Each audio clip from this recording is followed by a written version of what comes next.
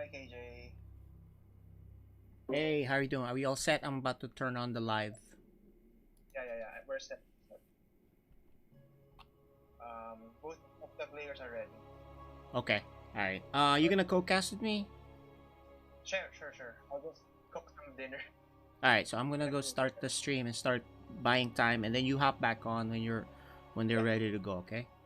yeah. All right. All right. Thanks.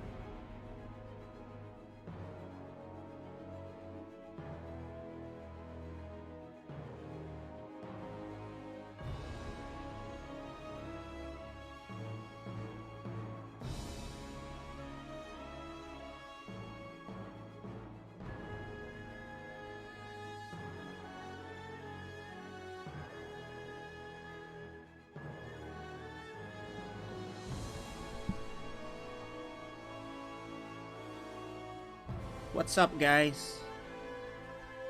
Good morning. Good evening. SC2 is live again. It's Group E now. So Group E, guys. This is gonna be cool. Um, we have some interesting characters playing today in Group E. And Group E, we have Ender's old coach, Exo Blazer, the Terran. We have Saipem the Zerg, Mr. Lasty the Zerg, and finally, Claw the Protoss. So welcome once again. Group E is today's PSL matchup. Tell your friends and family. Post share the link to the stream. Um, we already have it tweeted out, obviously on Twitter, and it's on Facebook. Share that, guy. Let's get some people in here to catch some SC2 action in Philippines for our season 1 PSL. So just about to start here, and before we get going with that, and before we even get more onto Group E, let's talk about what happened last week, right? Last week, I know. By the way, let me also say Happy New Year to you guys. It's 2021. Hope you had a good celebration, safe celebration. So this is gonna kick off the new year with Group E. But anyway, before we get going more into Group E, let's talk about what happened last week with Group D. So the Group D matchups last week. Um, we had Steelheart play, Phoenix Sunsky, Neutrophil, and Rixilius. As expected, Phoenix Sunsky went out of the group in first place, but it was a battle between Steelheart and Neutrophil for that second matchup. Rixilius was a little off, so he went, he was eliminated. And Steelheart, although he showed some real good games, he just ultimately fell out of it versus Neutrophil. But yeah, Neutrophil and Phoenix Sunsky came out of the group. And yeah, so anyway, back to Group E, which is today's special special match. So the first match we'll have is Saipem versus Mr. Exo Blazer, and that's gonna be pretty cool. Let's go see how the guys are, if their cams are on already. There they are, getting set up.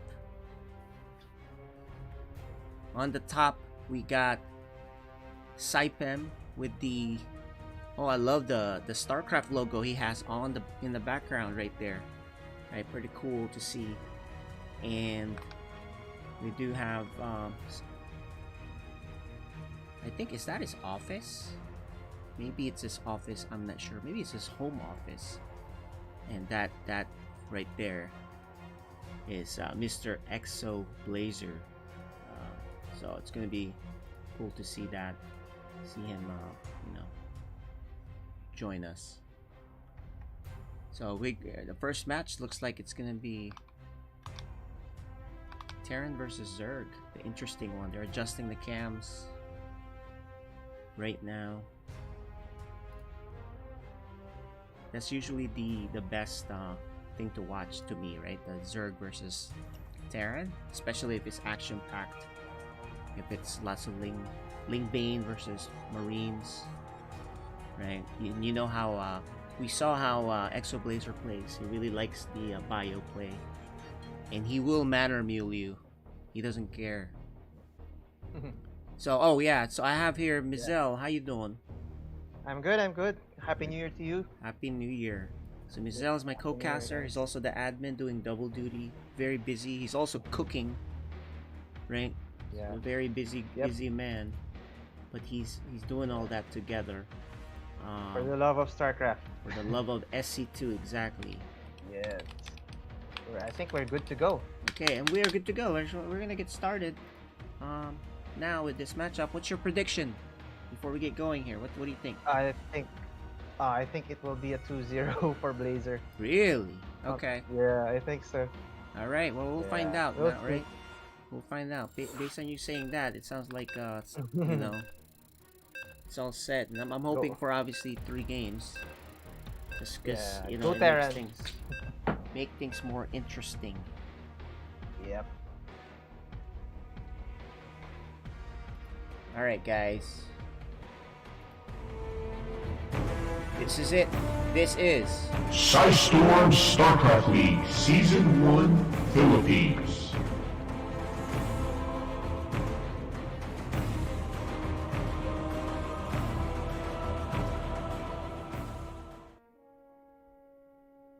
So Saipem is Masters player, so I think we might be closer than you think here. We'll see. Yep. All right. In the bottom right, we have the Terran player. Exo Blazer.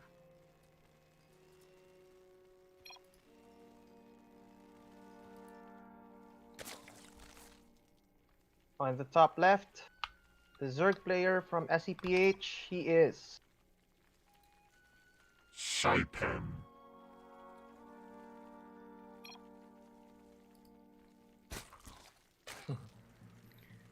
Okay, so I played Exo Blazer a few games here or there. I ended up coming up ahead, right? So I could tell he was really good, of course. I usually play a Zerg, and I'm a Zerg player, so this kind of is similar. But of course, that was like a year ago or so. And I'm usually a Masters 2 as a Zerg. At my peak, maybe Masters 1. So it was a good game. Of course, he mana muled me. So I think he's going to do that here if he plays him. It's at least one of these games he's going to do that. But anyway, it was a good match. I came up on top. But if I'm Masters 2 and it was a close game, I'm assuming, because you think it's going to be a 2-0, that Saipem is Masters 3? Yep. I think Masters 2. Okay, if he's Masters 2, that means Exo Blazer is a lot better than Masters 2, maybe Masters 1. Who knows? But remember, it's just one game, one matchup. You know, players are all different, right? So maybe it's a style thing or whatever. I think it's going to be a closer matchup. I think it's going to be 2-1. Maybe Blazers on top, but it really just depends on who's in shape. But we do have a proxy racks coming here. 3 racks, very committed. Yep. Very I committed. think whenever I play with Saipem, he used to do standard games. So I don't know how he'll. Oh, I think this is a yeah, little yeah, bit late, man. This proxy yeah, Rex. yeah. He has to pull workers. The links are about to come out. Okay. Cannot lose Bunkers his are coming in. Overlord though, and it looks like he's gonna lose the Overlord. He's actually mismicroing. Which is really bad. I'm surprised he mismicro that too much. That's not looking good, and so maybe your prediction's looking good now. I don't think you can fight this. You just stay back here until that spine. It's just super late. Yeah. And lots of links coming. Losing Looks that like he caught him Overlord. off guard. The problem Yeah. is losing that And the Queen. Overlord. He should not have lost that so fast. Right? Yeah, supply block. You can't. Yeah, if you're the Queens here, you don't want to inject to save your energy. You may be able to transfuse this guy. Uh-huh. There you go. Let's see how his control is. Here we go. I don't know, man. Here you go. He's gonna kill the hatchery. I think that's the right move because the real goal is really killing that the hatchery, and now you're way ahead. And he's not even microing back the queen. So you know, I'm seeing a lot of mistakes here from Saipem, and there's the Manor Mule. Like he doesn't care. So there you go. Just like that, a quick 1-0. Quick 1-0 amongst friends. I'm assuming they're friends because I'm seeing the hearts. Yes. Right? So just like that, 1-0. But you know, I saw some pretty big mistakes there from Saipem. I don't know if that's just a ping thing. I don't think so. They should be in the same type of situation there, right? Yep. I think was he just a little slow? Did he warm up? I'm not sure. But there are some two mistakes in there of micro, right? Losing the Overlord and then the Queen. The Queen, yeah. Yeah, right? So, Mm-hmm. but I mean, your prediction is gonna come true here in a minute if he doesn't wake up. Oops. Saipem. Saipem is still in replay. There's nothing to replay about it. He just got proxy rexed. Correct. Okay, there you go. That's one thing I like about Blazer. He has a lot of strats against his opponents.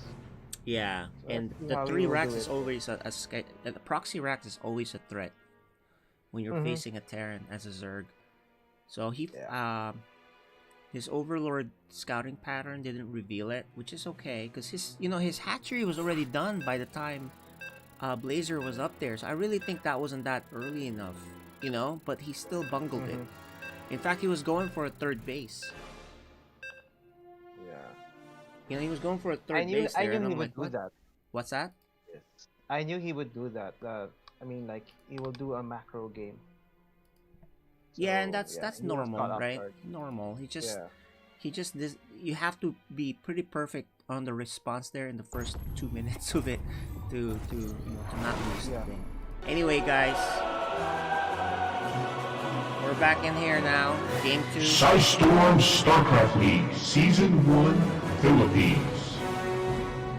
And on the top left, we had a nice little proxy racks there. The Terran player. He is Exo Blazer. And on the bottom right, our red Zerg player. He is Saipem. Alright, let's see. Saipem knows that's a threat.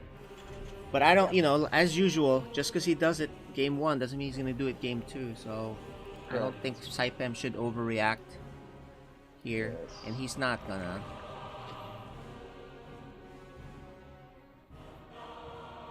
So it looks normal to me. Yeah, normal game.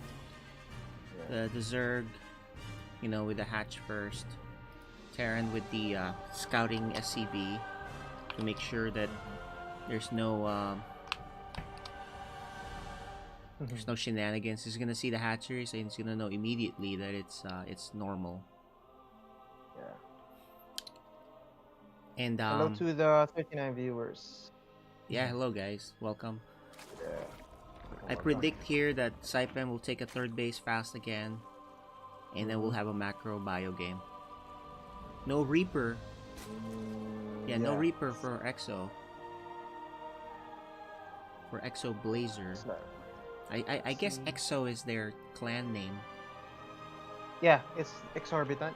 Exorbitant. Okay, that's pretty cool. Yeah, exorbitant. I think this Overlord will be just fine. Yep. And So- Mr. Exo Blazer is gonna block for the third. Yeah.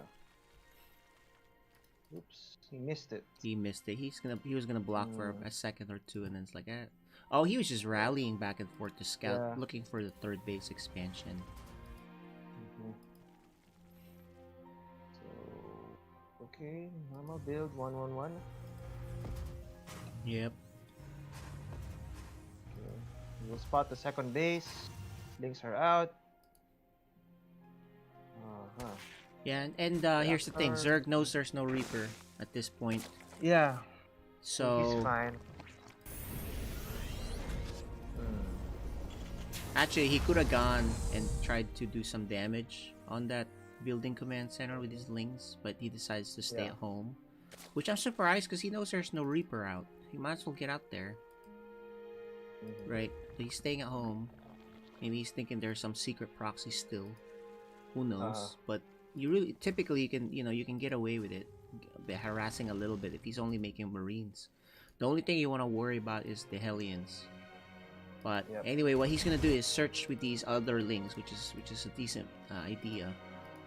Yep. Right, playing it safe. Part, maybe. Yeah.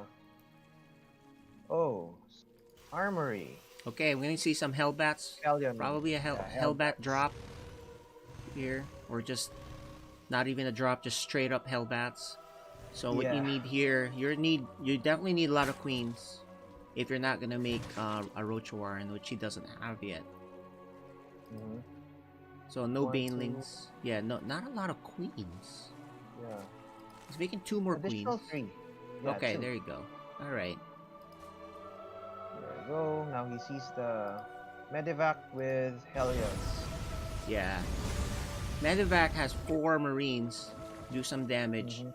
Okay, look, he's actually getting prepared, and he's already making 22 links. I think he'll hold this unless he totally bungles the attack. He started to focus fire on the Medivac, which is the right move, but then he doesn't want to take damage from the Hellbats.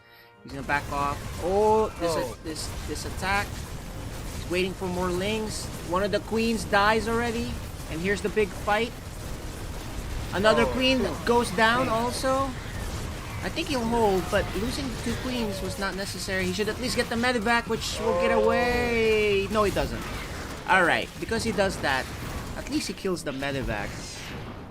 But overall, you know, only 2 workers lost.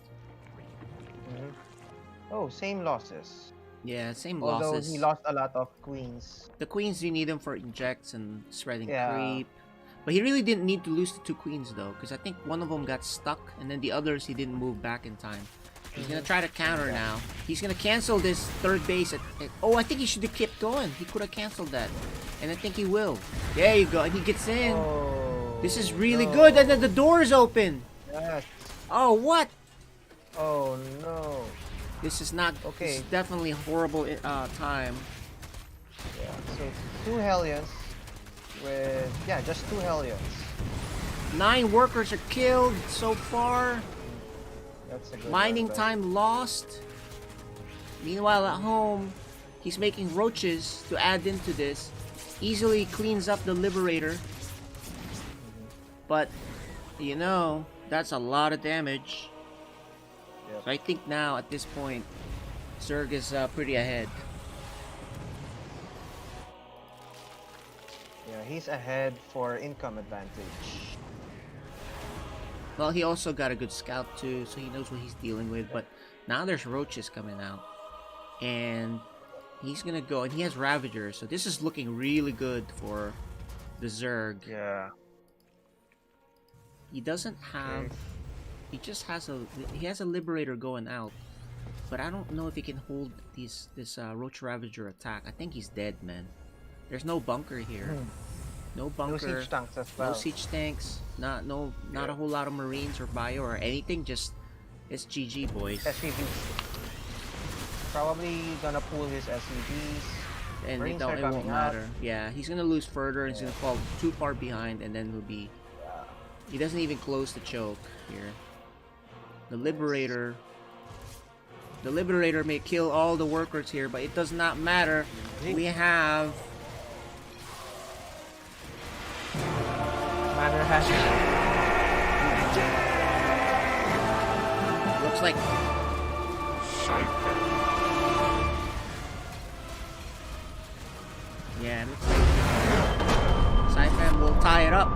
So we have ourselves a series on our hands. Well, there you go, man. 2-1. Yeah. 2-1 That is was a going to be good the game. final result. So we'll see who will take that.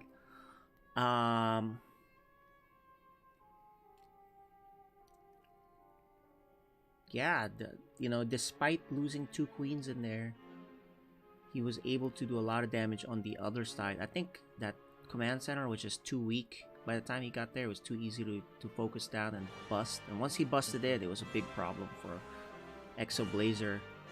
He was not ready for the counter, right? There was not even he didn't have any army in the back there.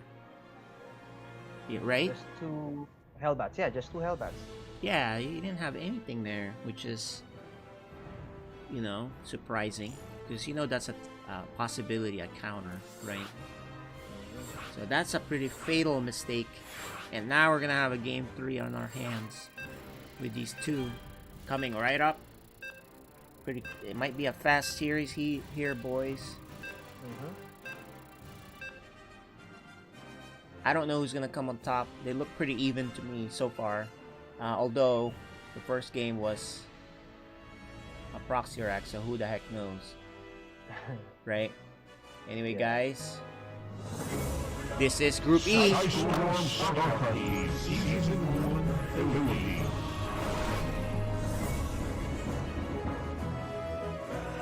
On the top right, boys. He ties it up. The Zerg player. Saipan.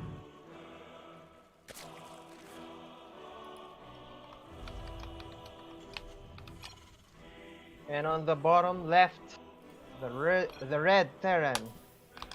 He is Exo Blazer.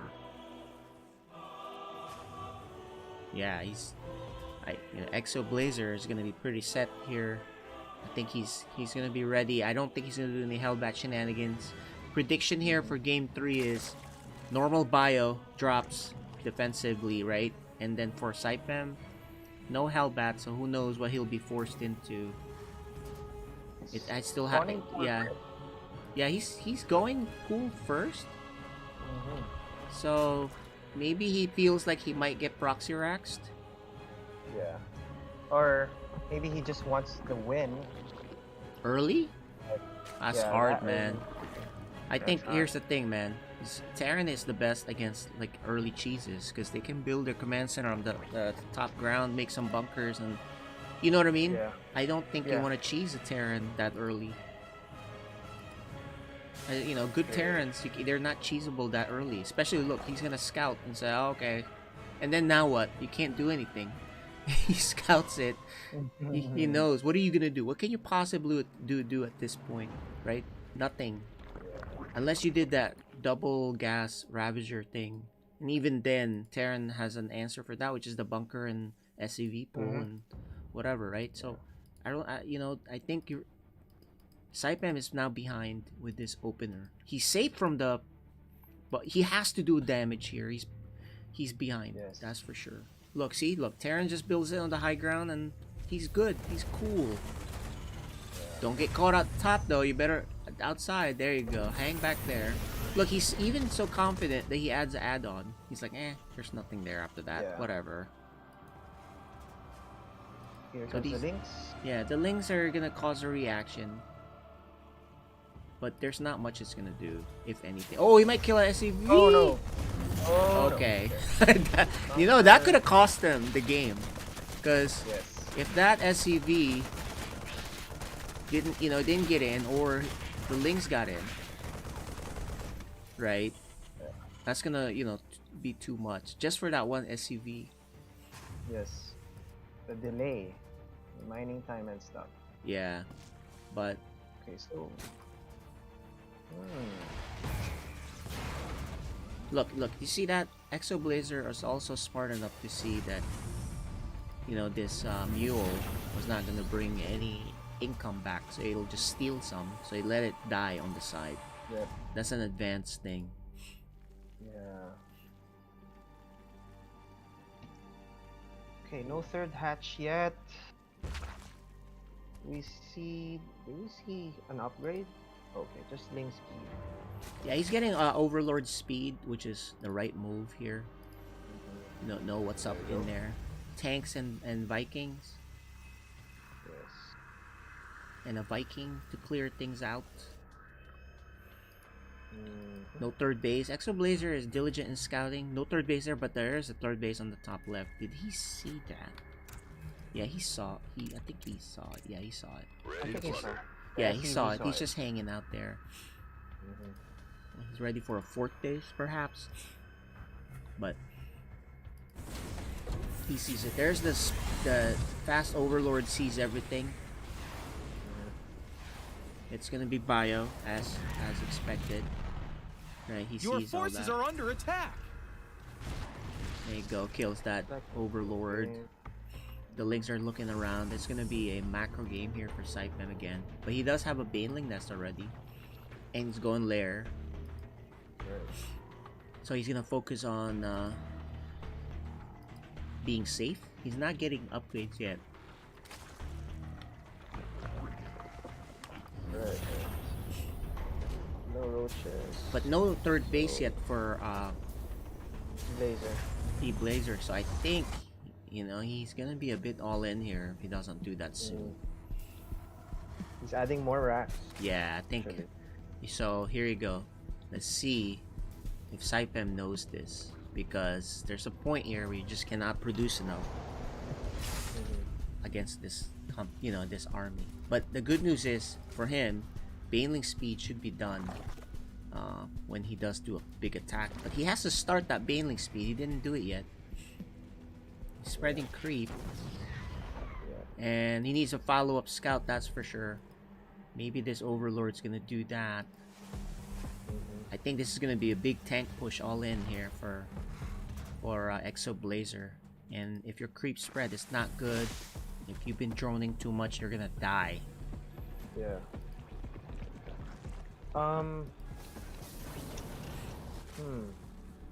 Yeah, looks like a 2-base all in. Yeah, it's no. Okay, there you go. Here we Tanks go. are pushing out. He's gonna establish and refill. Team is and- done. The creep hasn't moved. Oh man, he is getting the Baneling speed, which is good, and he's making lots of lings. But it's too late for this third base, I think. Okay, here we go. Lanes are He knows. moving in. He's already in position. What? Here's a lot of lings though, Nice. but he's already in position. He has to kill these tanks, that's for sure. Okay, that's, He has no Banelings. that's bad for Blazer. Oh, he kills the medevac, which is really good. All right, great start here for the Zerg. Pushes back. Terran's gonna regroup for a little bit here. He's gonna respread creep, and he hasn't morphed any. He stopped that without any Banelings, and Terran was sieged. I really didn't see much micro there from Mr. Terran here, right? Blazer. Yeah, because he could have microed back, stimmed back, etc. He didn't do it, He right? just committed. Yeah. He just committed. He didn't even micro back. But he's gonna do a double drop on the right side. Saipem is gonna expand Fourth with base. his fourth base. Exoblazer is very all in. guys, and his drop's been spotted.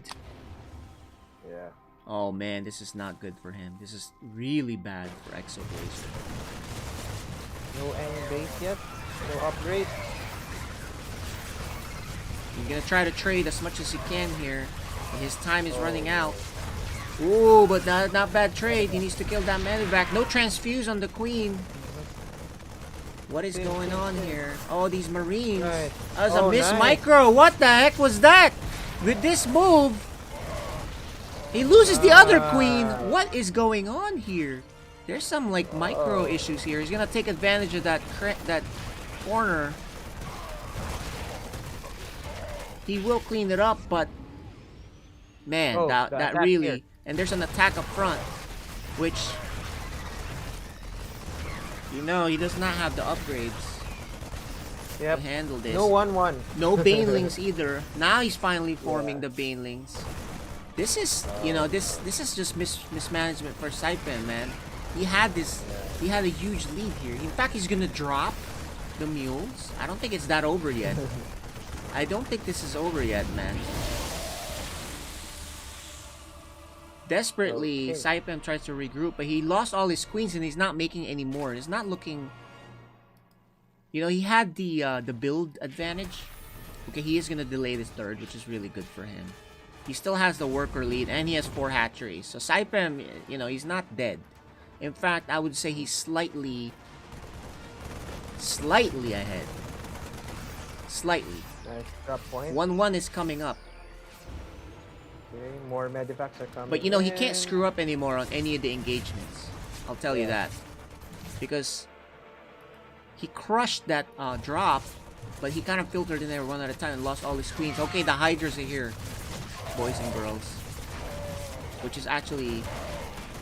This is the big fight here on the left. I believe Exo Blazer really needs to do some critical damage here on the left. Otherwise, the Zerg is going to be totally fine. Can't lose his medevacs. Get out of there. There you go.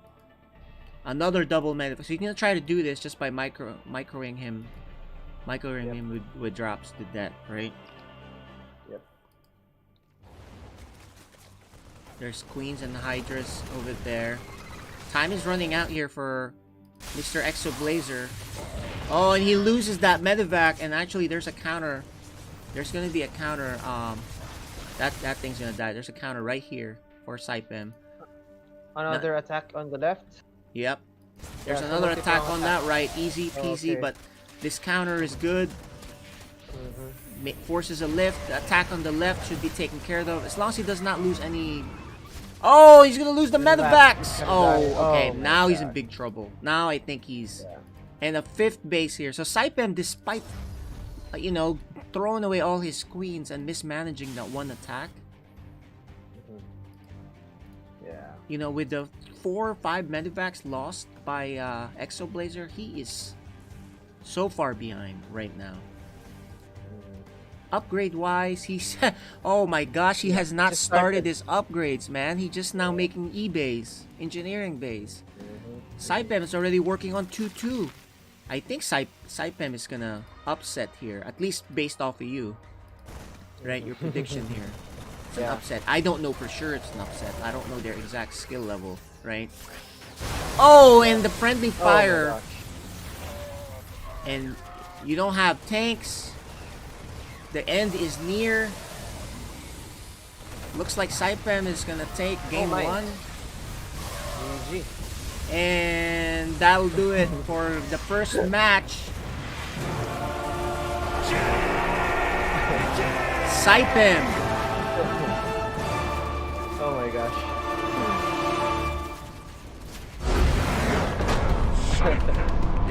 This is funny with the way they're talking to each other. Look at them, both laughing it up. Of course, we know that Exo Blazer is not out, right? Yep. So he still has the next match. So he'll await, and we'll go on to the next match of Mr. Lasting Claw. But that was pretty entertaining. Yep. Entertaining. So Exo Blazer is just gonna relax and get ready. I think Exo Blazer made a few mistakes that, you know, he had a nice micro thing there, but Yeah, even though Saipem kind of messed up, Exo Blazer was in great shape, but then he lost his Medivacs and started trading badly, right? Right.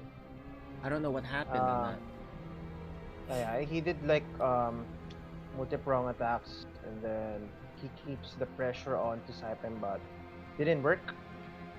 So I think Saipem did a great job defending his base. Mm. Yeah. Yeah, So there and you I go. thought he was dead, but you know, he lost Mhm. five queens, and all those links he lost, right? Yeah. And by that time, actually, you should be dead. But for some reason, he does come back. His macro is good. We know micro.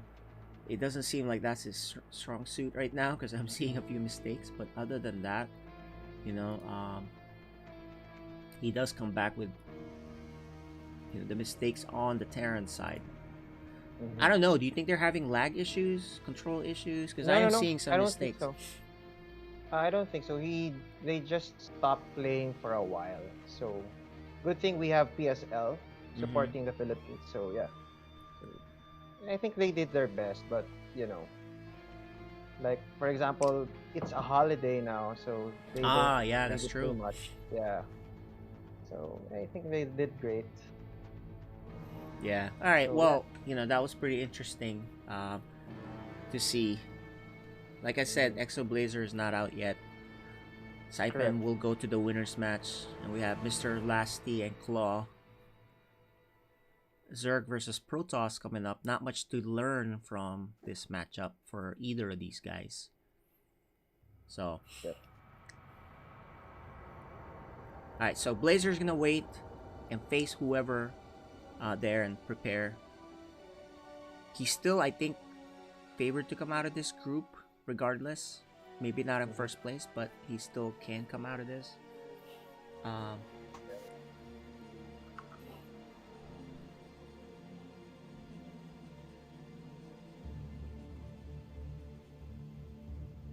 Alright, guys, I'm just having my coffee. It's Saturday morning here in the United Yep. States. I know it's evening for Yeah, you guys. sure, not a problem. Mhm. Happy New Year. Hey, Happy New Year. All We right. have So we here got Claw ready to go. How are you doing? yes.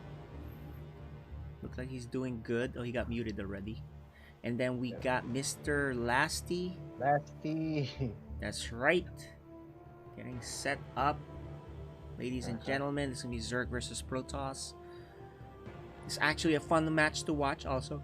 Actually, now that I think about it, Mhm. all the non-mirror matchups to me are usually pretty interesting. Some mirror matchups Mhm. get boring after a while. I don't know. To me, my personal Yeah. thing is TVT gets boring after a while. TVT is the most. I think it's the weirdest game. TVT. Yeah? Yeah, it's the weirdest game. I It's the think. weirdest game? Because you just get the correct spots for your tanks, etc., etc. Yeah, it's just about So like positioning and all it's that. So it gets a positioning. little boring. PvP is actually exciting these days because of the there's a lot of things that can happen in PvP, the openers, right? Mm-hmm. It's Yeah. not just one thing. ZVZ is probably arguably the My second thing, and what I enjoy ZVZ more ZVZ than is PvP. fast. That's for sure. It's Yes. fast, but if you see too many ZVZs, it gets boring, I guess, because there's a lot. There were a lot of Mm-hmm. good Zerg players in the pro scene, so people complained about ZVZ a lot. Right, but that's for the mirror Mm-hmm. matchups. Luckily here, we're not getting any mirror matchups. Maybe if the Zerg here advances, we'll see one, but Yeah. we'll see. Oh, one fun fact: Mr. Lasty's coach is Saipem. Oh, there you So go. yeah. So it's fun to watch if he I got some fans manages to for beat him. his I think he's coach. playing in the internet Yeah. cafe or something, Mister. Yeah. Where Yeah. is Mister Lasty from? He's from Let's load up. Davao, I think. He's from Yeah, I think Davao. he's from Davao. I sorry, from Actually, yeah, let's guys, we hold can up. find that out pretty easily by loading up. We can certainly load up the website. It has there. I'll show you guys about that, how that works. If you guys Yeah. check out the website, and you just go in your browser here. So let's go scistorm.com, Mm, right? And under tournaments, go to PSL, the registered players, then you can see Mhm. where they're from. And if you look at Mr. Lasty, who actually double registered, Yeah. he's Earl Jan. He's from Cotabato City, and that's Cotabato where. City. Where's that? Is that in the middle or the At the Mindanao? Where is bottom. that? I don't know. Is that the Mindanao? Cotabato. I think it's in Mindanao. Is it Mindanao? Yeah. Yeah, Maguindanao. Okay. Wait, Yeah. so Maguindanao. Wow, she's all the way down there. And Claw, looks like they're teammates, guys. They're both from Kingslayers Gaming. He's from Manila. Yep. Okay. So Well, it's gonna be interesting. yeah. Teammates here, guys. Zerg versus Okay, yeah, Protoss. GT. I love the excitement there of Mr. Lasty. He's excited. He's being Mhm. broadcasted now. Yeah. G.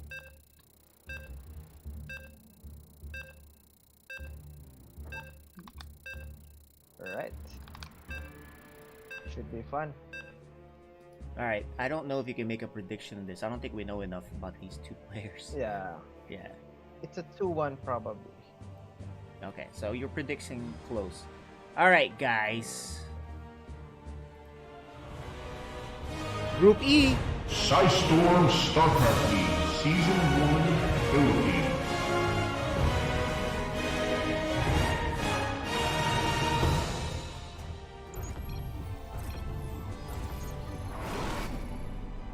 Okay. The top right Protoss player. He is Claw. nice. And on the bottom left of Jagannath, he is Mr. Lasty. Oh yeah, look at him with the wind blowing. Oh, he should focus. He's got a lot of flair on him. Look at the block. Oh, that's not a block. That's us. I was looking at this. Okay, so pretty standard so far. He's gonna hatch first. No, where's he going? Where is he going? He's looking for a cannon, and he's like, "Oh, there's nothing. Let me go back here and Yeah. expand." Standard openers.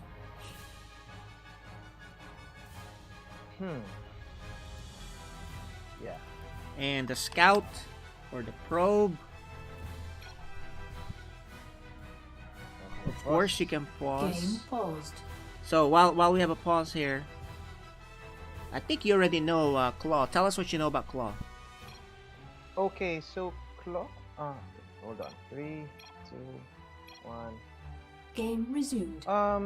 Claw. I think he's one of the oldest players in StarCraft scene. I mean, not as well. I don't want to say it, but he's I think one of the best Protoss players in the Philippines. I should say. I mean, based on his level, he's only Diamond almost Masters, but he's really good at playing the game. Wait a minute, Yeah, you I say think that, but didn't we have a couple of Masters Protosses that played? Pobes and who's the other guy, right? Pobes and Dash. Yeah, that's what I'm Dash. saying. So, I mean, unless you're saying he's top 3 or 4, then okay, that kind of makes sense. Yeah, I mean, there are a lot of Protoss players, but I think Claw was one of the players that really didn't stop playing. I think that's what I think. So, like for example, few people like Pobes who stopped playing, but oh, it's a Stargate. All right, so and that's kind of standard anyway, so that's okay. And he puts it right up front. He doesn't care. He's just gonna use that as his part of his wall right away, and he actually is making a stalker also. Wow. So I'm surprised he does stalker first. Mr. Lasty is gonna get a third base, knowing this, that he's safe so far. Almost loses that Zergling. The other Zerglings are busy with this unbuildable bricks.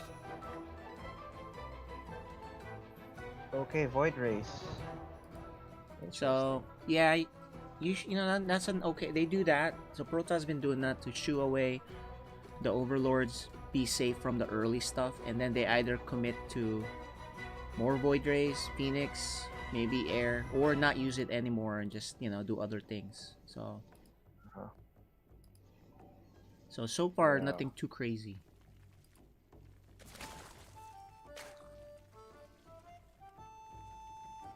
Good. You know what I like what Lasty is doing here. He's actually searching Yeah, around the it's map for any kind of proxies or anything hidden, right? Anything. Mhm. And like I said here, the Void Rays to clear up the overlords. Look for anything that could be used for a Nidus or whatever, right? Just kind of and scout the map. And he does make a second Void Ray, so that's even safer. But he goes into Robo. Oh. Right. Oh yeah, we forgot about Floki. Floki is also a top Protoss. Ah, yeah. See, there's a lot of Protosses that are pretty good. Mhm. So I think Floki just got Masters a few months ago. So yeah, he's really good. Yeah, he's have you one of played the Protoss off race at all? I played Protoss. I mean, but I enjoy playing Zerg more than Protoss. For off race? Oh, look at this. He's gonna Yeah, deny this expansion attempt. He needs to kill that rogue though. Again, he needs to run away. A little bit late on the runaway there. But he does do the job, which is delay that expansion layer. Coming up more links, and he's gonna upgrade the range attack. So he might be going Hydras here. There's more I Void think Rays coming out. Yeah, that's it. I mean, like, he's very committed to doing Void Rays. How would you respond to that? I mean, like, More queens, more drones. more queens. More queens, more drones, than just laugh. Because I'm like, oh, okay. I'll just keep macroing, man. You can't do anything to me. But the goal, though, is you have to deny the third and fourth. He hasn't done that yet. He can kind of keep delaying it. He delayed it one time, but he's not going to delay this next one. Which is okay. Mr. Lasty should be getting a fourth base, but he hasn't yet. Should be spreading creep. He's not doing any of that yet. Okay. And he might be going, look, he's getting the Robo Bay and adding more gateways here. Do we have a Twilight at all? Yeah. No He's Twilight, making so... Twilight. He just created it. Here. On the main base. Twilight. Yeah, it's a bit late. So his army, ground army, is not going to be good yet for a while. Good scout here by Mr. Lasty. Yep. I don't think these And links they're can out. do that much. He's very active. I like this from Mr. Lasty. So he's going to be disruptors. Fourth base is And of course, Hydralisk then. Okay, there's the fourth base. Heck, you could even get a fifth base if you want. But you need a lot of queens to kind of attack, harass these Void Rays. I mean, not harass, but deal with these Void Rays.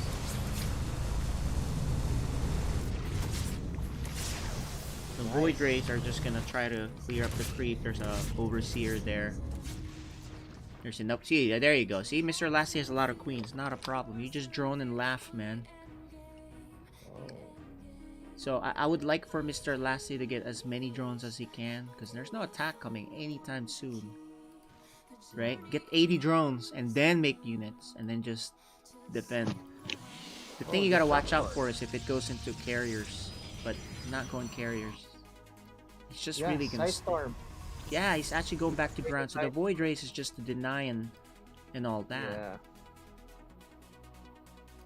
The Lings. See, I like this. Mr. Lasty puts Lings to look around, make sure he's cool. And I like this from the Protoss too. Sends a scout to see what's up. And he's just hanging out on the edges with these Void Rays. He's gonna pick off what he can pick off. There's a lot of Hydras here. You better be careful. See, he hangs out at the edges so he can run away pretty easily. So this is gonna come down to if Mr. Oh, we have a Nidus with queens. I like this. This is all about the disruptor hits, man. Yep. The The Protoss voltage. better do some great disruptor hits. Because what's gonna happen here is the air won't do enough. There's too many queens and hydras here. Disruptors are Oh, out. disruptor ball. First one misses. He's got one more shot left in him. Okay, He we got hasn't. the side. Yeah, he's gonna back Yeah. off. And he doesn't. You know what? He's like, okay, you have disruptors and he's gonna knight us on the other side instead. He's being careful. I like this because honestly, you can't take a disruptor hit. And he's making a lot of banelings, looking really cool. The knight is on the other side. The only thing he didn't get to do though is spread. Oh, watch out! Watch out for that disruptor.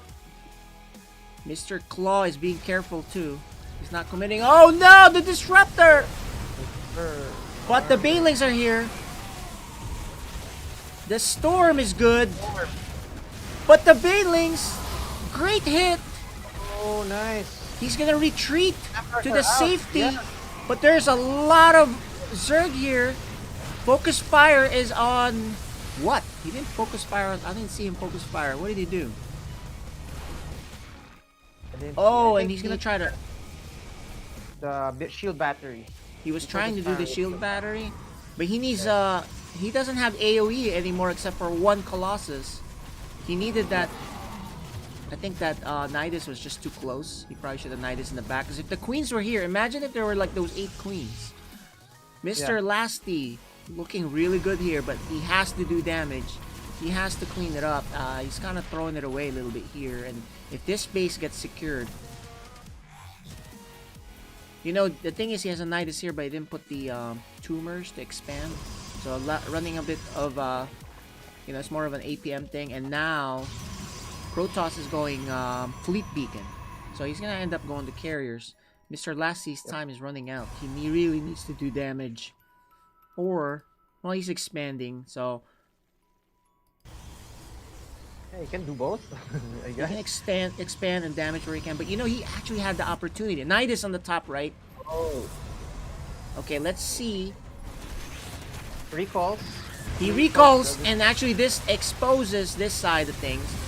The Yeah. Banelings! Beautiful hit, but... Oh, but the Disruptor hit is even better.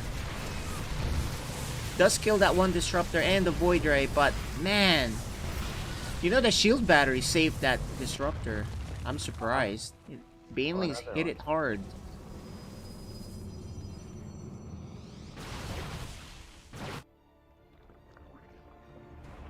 I don't know. He could have gone to the left side instead, I think. Yeah, it's just hard, Yeah. right? He needs to...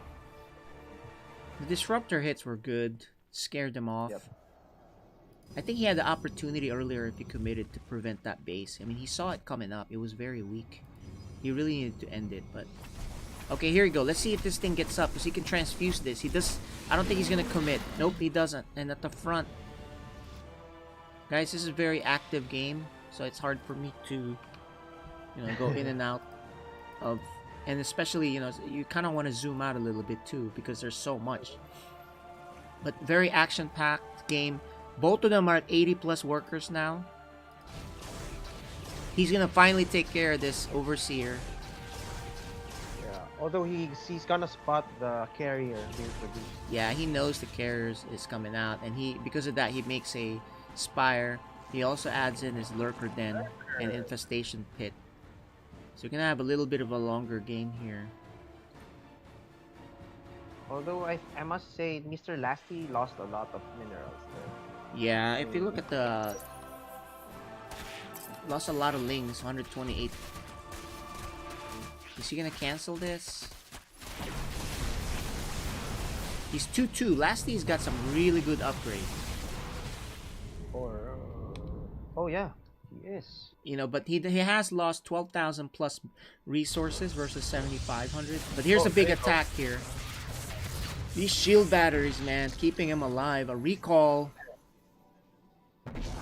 He does make him use a recall. This is gonna go to carriers, boys and girls.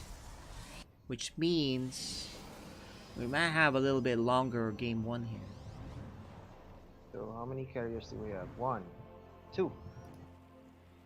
Two carriers. 2 carriers and 2 more on the way. And look at this. Claw is now gonna set up his base on the right side. Mr. Lasty is content. Like, fine, you do that. I'm gonna make lots of spores. Okay, here's a pretty big attack here by the Protoss. I'm gonna zoom out here so we can see. But you can't attack this on one side if you're Zerg. Oh, Lurkers are there, doing a lot of damage. Boom! The Disruptor hits 5 Lurkers. You may want to transfuse those guys. That's a lot of. So we got. They're almost So maxed out, both of them. Yeah. And you know what? Mr. Lasty is making 2 spires so he can double upgrade later. And okay, big attack here. One of these lurkers is gonna run to its doom. Clearing out. He's gotta be careful. You know, he used up his recall, so he can't use a recall if he gets trapped. And here's the trap. Lots of lurkers on that side. This is gonna be a lot of damage on the ground units. He's gonna wipe out the ground. Oh my gosh, carriers. This was a bad attack. This is what I was saying, right? You didn't have a recall, so he was forced to fight there. Very expensive loss there, but disruptors! Another great disruptor shot. Wow. Forces him back. Queens are here. He still has the lurkers. There's a lot of interceptors. I don't think he has a lot of interceptors. He's almost done with producing interceptor. Yeah. So there you go. He's gonna back up, but he does have 6 carriers now. An attempt on the left side didn't work out. He forgot that there's a ton of cannons and shield battery there, right? I don't think he can do too much on that. He's gonna back up. This is one thing I don't like about Protoss. Like, you have to micro a lot of units with different abilities.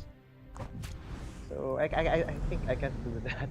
Like what? Yeah, if you have too many, if you have like 3 things that do spells, it's hard to control, right? It's kind of like with Terran. If you guys have ghosts and you have to unsiege siege tanks and focus on the baneling and all that, I guess it's kind of similar, right?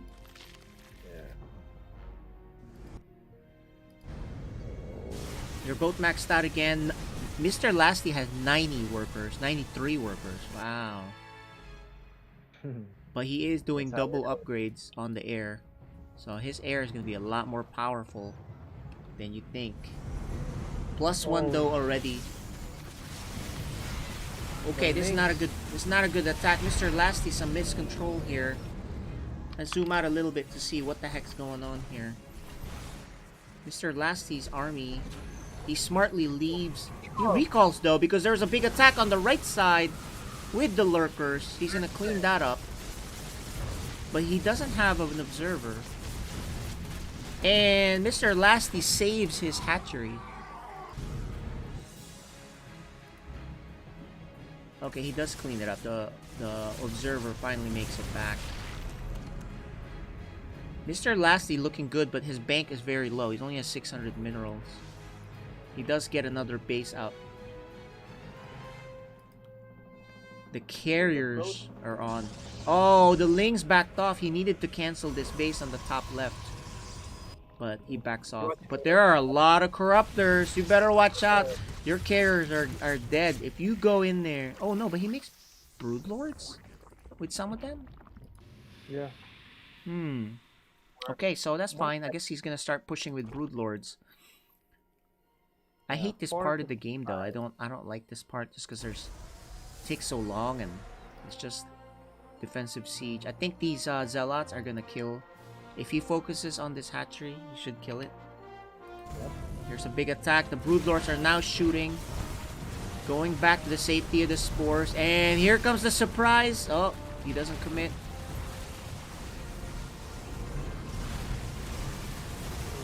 He's still... Lord. Although there's a lot of Ooh, nice hit.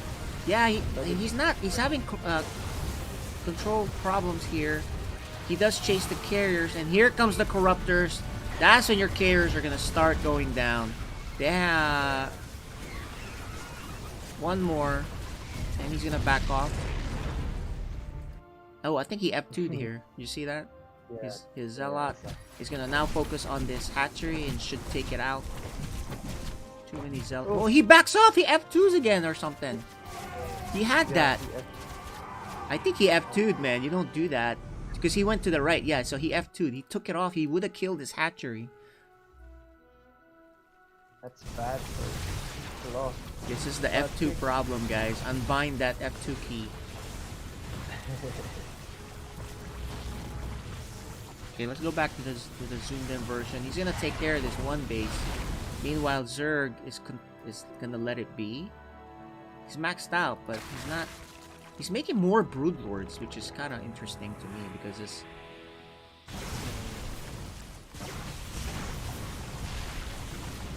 Oh gosh, the Broodlord. This Sky Toss is becoming a problem. So he's gonna try to do this with Broodlords and oh look at that, Mr. Zerg F2'd also. Okay, here goes. Transfuse, no transfuse. There's a lot of Void Rays which are going too deep. The Hydras, you know, once he gets set up with the cannons and shield batteries, you can't do it. Here's the big fight. I think you have to commit here for Zerg. Because you can kill. Just avoid those Archons. There's the Corruptors. He's gonna slowly wipe out this army one by one. The Void Rays. There's a lot of spores here. This is very bold for the Protoss, but it's working out for him. And he gives up. Claw. Claw takes game 1. So I think Mr. Lasty, he had some moments there he could have done it, but he was a little worried about going for it. I think he should go for it. Yeah. Yeah, the F2 problems. Yeah,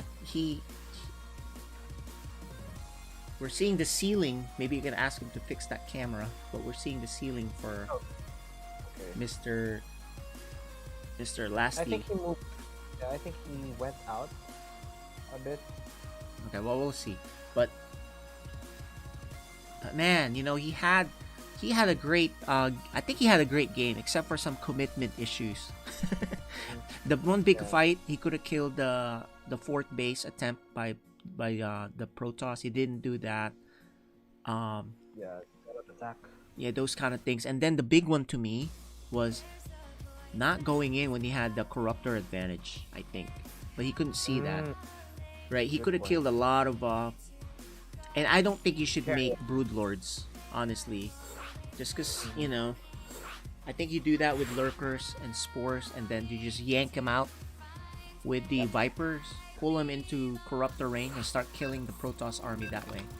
But we'll see what he does here. I personally don't even go into, you know, Sky Toss battles, right? Don't let him get to that thing. That's just a pain in the butt to deal with. Anyway, guys. Game 2. Psystorm StarCraft League Season 1 Philippines.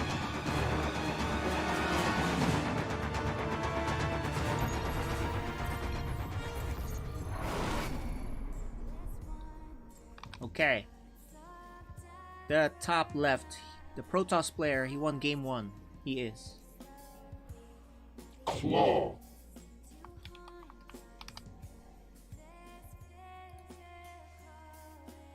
And on the bottom right of Lightshade, our Zerg player, he is Mr. Lasty.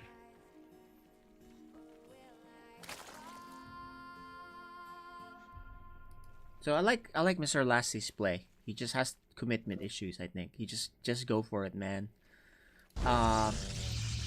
Claw has pretty good defense, and he transitioned to the right things pretty, the right way, right? Yeah. I'm not sure if it's a good idea to add like Tempest. Yeah, I mean know- you could, but Claw, it's up to Claw. Not Claw doesn't have to worry about anything. He played just enough to win. I think it's the Zerg that has to make the adjustments. And my opinion is not make Broodlords on that. Oh, You yeah, know, the Broodlords, they're slow. They got killed off really fast by the air, right? yeah. I think you just need more corruptors and just yanking them into spores and lurkers. That's typically what you see in the pro game. That's what they've been doing. We didn't see that on him. He was kind of doing his own thing there. But you know, the late game against Sky Toss is pretty hard to deal with if you don't have that much experience. So you know, I don't blame him. Sky Toss is a pain in the butt to deal with, especially when they have 6+ carriers already, right? Yeah. Like also he did great with adding like photon cannons and battery for each next side. Yeah, he couldn't. Claude, Mr. Lasty couldn't do much. Yeah, he couldn't do like ling run bys. You know, I like the idea of the Nidus canals, but it didn't work, right? Actually, the Nidus I like a lot, but every time he dropped the Nidus, he didn't make a tumor. He didn't use it to, you know, expand and not expand, but expand the tumor and the creep. And he didn't. The I don't know. It just seemed like it was a distraction. It's okay to do. You can use it as more of a distraction, and if he screws up the, you know, if Protoss screws up the handling of it, you can really win. He had a lot of queens in those Niduses too, by the way. Yeah. Remember the first Nidus fight, or even the second? He didn't drop it out in time, and he ran away. The first time he saw this disruptors, the first shot didn't do anything. The second shot did something, and then he was down. Protoss was down to just one Colossus, and that's when you go, okay, you can't defend this. You either kill, at a minimum, kill that fourth base that was, you know, being warped in, or you go attack the rest of the bases. But he didn't do either. He kind of backed off. So he got scared. And that's what I was saying about the commitment issues on that. He was like, I don't know. I think he needs to be like Pacquiao. Just go for the kill. Right? The people on the chat are saying he looks like Pacquiao. And maybe he should be like that boxing guy. Oh my gosh. Right? Yeah, that's one thing I like about Filipinos. Like, they make jokes, but you know, it's like a friendly joke, internal friendly joke, maybe. Yeah, no, the jokes are good. Jokes are more, you know, can't be serious all the time. Right. The humor should be there, right? Yep. So we got Evo. Yeah. And for Protoss, the usual Stargate, but you know, with the two Void Rays going out, just checking around the map. Claw is doing this the right way. Yeah. I don't think Mr. Lassie has to change much in his game, except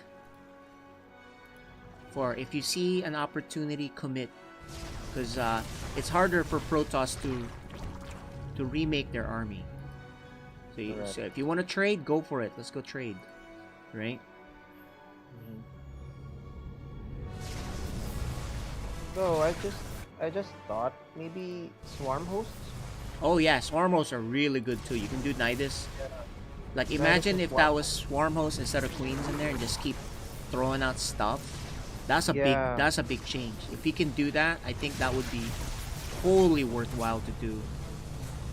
The queen is outgunned here. He's gonna run back. No transfuse. Oh, there's a transfuse. Nice. Actually, that's a very good suggestion, man. Swarm host. Yeah. So even if the Protoss will be turtling their next side, swarm host. Go for swarm Yeah, if you're gonna do that, alright, fine. I'll just keep throwing locusts at you. So you can keep Instead trading. of using Broodlords, right? Broodlords are very expensive. Okay, so he's droning out. Added some gas. Server is out. So, Third. as usual, I want game 3. So I'm rooting for Mr. Lasty to come back here so he can get a game 3. Yeah. Right? Especially the fact that he's fun to watch. Yep. Very active player, as you said. Okay, Hydralisk. Yeah, I'm kind of curious what their APMs are, actually. 200, 200. Yeah, 200 to 12. So that's decent. It's not mind-bogglingly fast, but I mean that's Oh, the production tab. yeah. Okay. I'm you know, when I stream, I call myself slow Zerg or slow low Yeah, APM I guy, see your and yeah. because my APM is like around 200 at most. So if they're right at 200, I think that's not that fast. Because I've seen a lot of Zergs with 300, you know. Yeah, The pros are like 400, 500. Terra like 700 APM. The Lings! Come on, Lings. He's just not moving his lings right now. But he is expanding. Mr. Lasty this time, he's playing this a bit different. He's not getting a Nidus. I don't see a Nidus. Do we see a Nidus? No, I didn't see a Nidus. So he's, you know what, he says, forget this Nidus thing. I'm just gonna make a Hydraling. And maybe he'll go for a big timing. We'll see. I think this is new to me, upgrading the Proto Shield. I think he's doing the Protoss shield because he's going directly into air. So he doesn't even care about the right, because at least you get the benefit of that. Okay. Because he's gonna go directly to air. So if you're Mr. Lasty here, I don't think you want to deal with air because I don't think he did it the right way against air. Which means you probably want to hit now with your Hydra Link. He actually has just enough to kill this third base with it. Actually, yeah, you're... So look at You're how right many about Hydras he has. So many Hydras. He's only shown a few Hydras and some Lings here. I think he better go, dude. This is you can't let him get into... Okay, and also he's making Archons, so that makes sense. Right? Archons take a good benefit from the shield upgrade. Yep. Yeah, correct. And he's getting you know, this upgrade here, the speed upgrade. The speed. Yeah. So he's gonna do a prism drop in the main. Yeah. That's his plan. He actually upgraded that in the previous match, but I didn't see any prisms. He didn't need to. He just hit. I guess because he was focusing on his air. I don't know. He does kill that observer. Okay, it's time to go, Mr. Lasty. You gotta commit, man. Yeah. You have to commit. You know, Just do Storm wasn't even done yet. Okay, he's finally not gonna go. Yeah. So, but Storm is gonna finish. We have to zoom out of this, guys, because this is a big fight. Here you go. Avoid. There's two disruptors too, so he just has to micro, not take those big disruptor hits. Oh, he backs off a little bit here. There's the Banelings coming in. Okay, this is all about the disruptor hits. Okay, that's good. That's good for the Zerg. Okay. Oh, he backs off. Oh, why? Oh Why? my gosh. I think you would have had that. Yeah. He backs off again.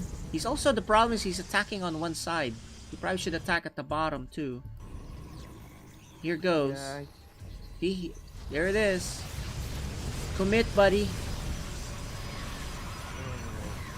There it is. I think he's committing. He's like, whatever, dude. I'm gonna commit now.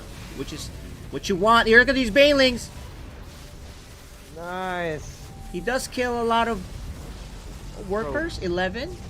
But that's not enough, man. That's not enough because he's still at 80, 71 workers. But he's gonna keep going, and I think this is what you need to do. Protoss can't reinforce as fast as you can keep making stuff, especially if you're trading well. Here's some links here. I think also the other big deal is he has to attack on multiple fronts, not just on this top right side. Right? Yeah, that's a good point. Yeah. He's spreading creep. Here you go. Here's the next big attack. Just do it, man. The disruptor! Oh, He's getting blocked. These Banelings are getting blocked. by the Hydra. And is he like F2ing? I think he has all the control too, selecting on those guys. He really should just... Oh, this is a good hit! Oh, that's a good one. Then there it is. There's only one AoE left, and it's on cooldown. This is the commitment that we were saying. Target fire the battery. Okay, that's it. This is... Oh! Okay, not bad. Yeah, He's finally gonna take care of that. And there you go. He should clean this base up. And lots of reinforcements. Nice attempt there by Claude. He needs to kill this base before that Colossus. Actually, if you're the Colossus, you better be careful. He does kill the base, and now So as More Zerg here, you can kind of back off if you want, and he does, and prevent a fourth base, which means Protoss can't get into that Sky Toss. Okay, that's good. So looking good. Ooh, free Zealots. Runs back in time. Huge army here for, you know, his supply. The Zerg supply is huge. He can actually keep going. This is what I was saying, right? You know, Protoss can't make stuff as fast as Zerg. Especially with freaking 5 bases already for the Zerg, right? Okay, he's gonna try to take care of this other base. Alright, here it is. He's gonna attack on 2 fronts, maybe. Yes, he is. Force fields are good, but not enough. Banelings looking for the target. And the probes. The probes are gonna die there. The massacre. I don't care how good your disruptor hits are. You just don't have enough. Mr. Lasty. GG. The revenge. Mr. Lasty. Alright, now look at it. He's energized now. It's like, alright. Okay, now. What are we seeing? I think we're gonna see. We're gonna see a nice game 3 here. Claw, great defense. Mr. Lasty, nice aggression, nice macro. But like I said, there's a window there. If the Protoss tries to tech too fast, too much to something else, he's not gonna be able to hold that, you know, the Lingbane Hydra thing with 4 or 5 bases pumping up behind it, right? Right.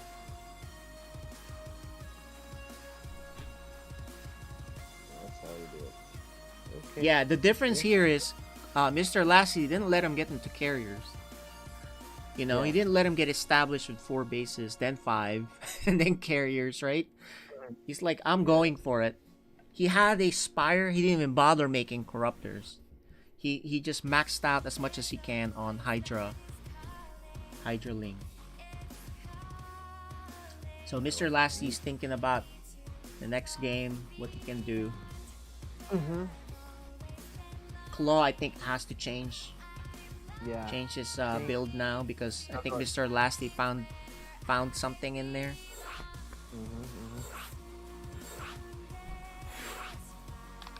Okay, here we go.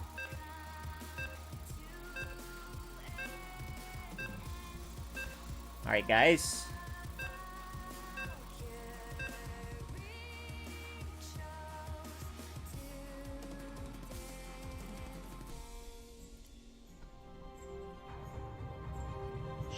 Storm StarCraft Team Season 1 Philippines. Final match for Claw versus Lasty coming right up. We're loading up on Pillars of Gold. Oh gosh. Oh, do we have an issue? I think we have a loading issue. My StarCraft crashed. Oh, Mizzle crashed. I'll cast this by myself. Yep. I'll be on mute now. Yeah, just message the guys, tell them hang tight. Or they probably know that.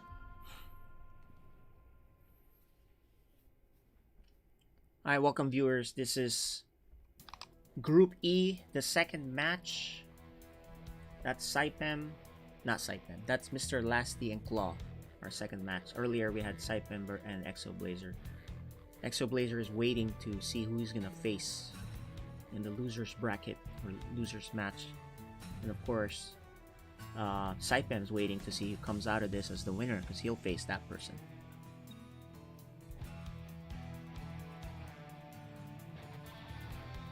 Our co-caster, his StarCraft crashed, so I'll be casting this.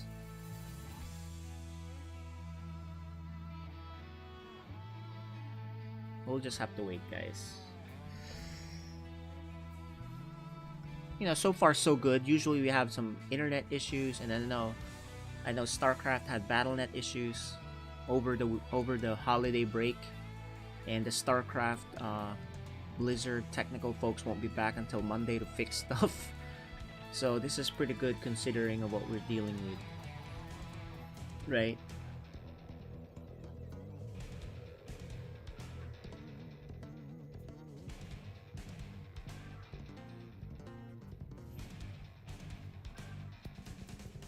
we're what's going on, just to show you guys, is we're waiting for the loading. I know Mr. Lasty and Claw are eager to get this game going.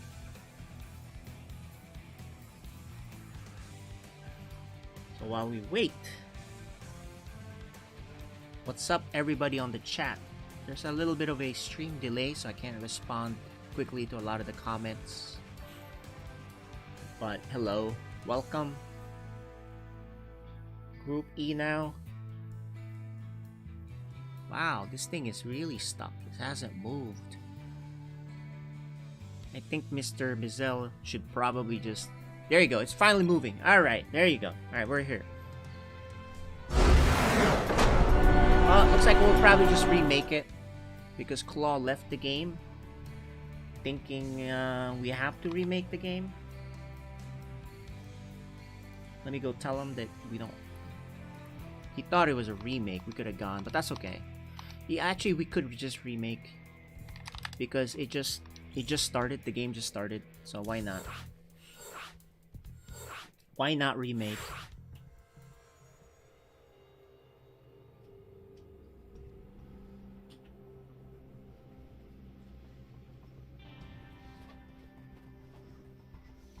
Looks like Mr. Lasty's gonna take a little bit of a break there. If he's on an internet cafe, he wants to spend less money on his time. So maybe he wants to end the games fast. I don't know. But it's always better if you spend less money, right? So maybe if he wins here and wins the next one, he's done. He can relax.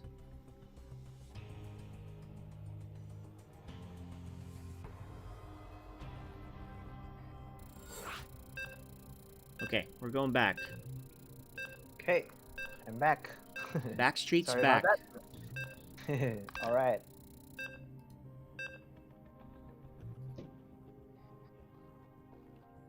So match 2, game 2 coming up.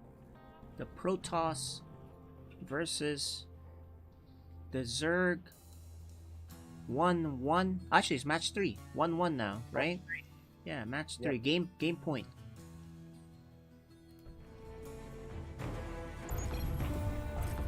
Storm StarCraft League Season 1 Philippines. Alright. The Protoss player on the top right. Claw.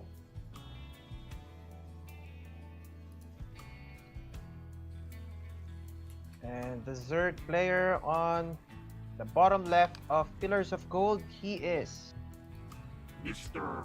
Lasty. He's like, shh, I got this. yeah.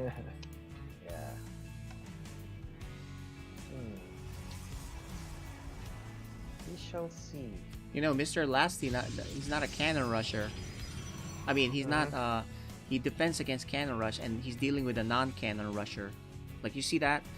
He defends it, very aware of it, goes up there to check, and then he backs up. He's like, okay, I'm good. Yeah. I'd never actually do that. I never thought of doing that, just kind of hanging out and then going back. Because I hate, like, same. not mining.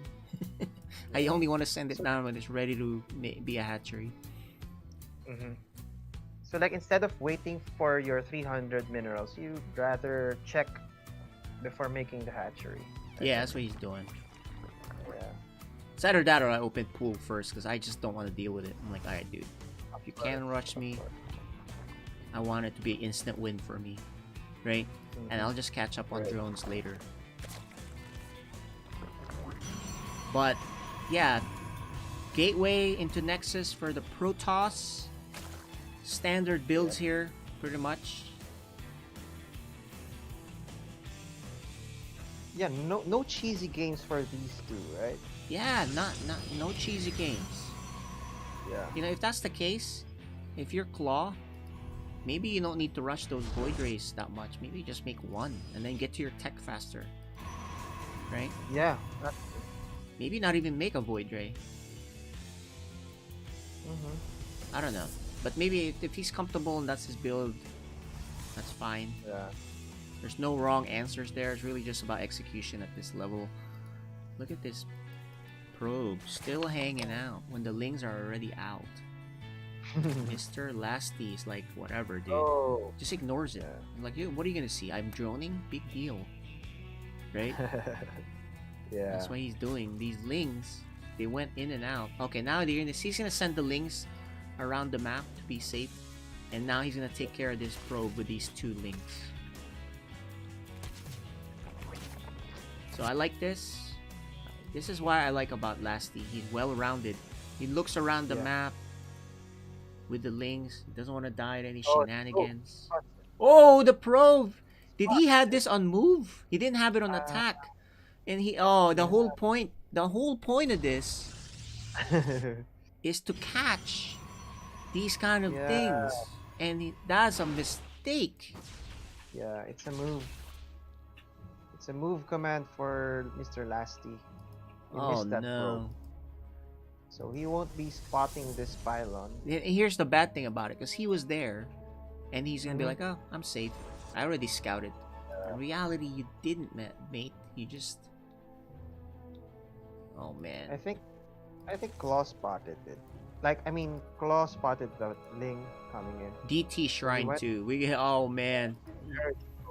And he has no lair and no spores. And this is this is a very common thing that happens in Protoss versus Zerg, where Zerg dies to DTs.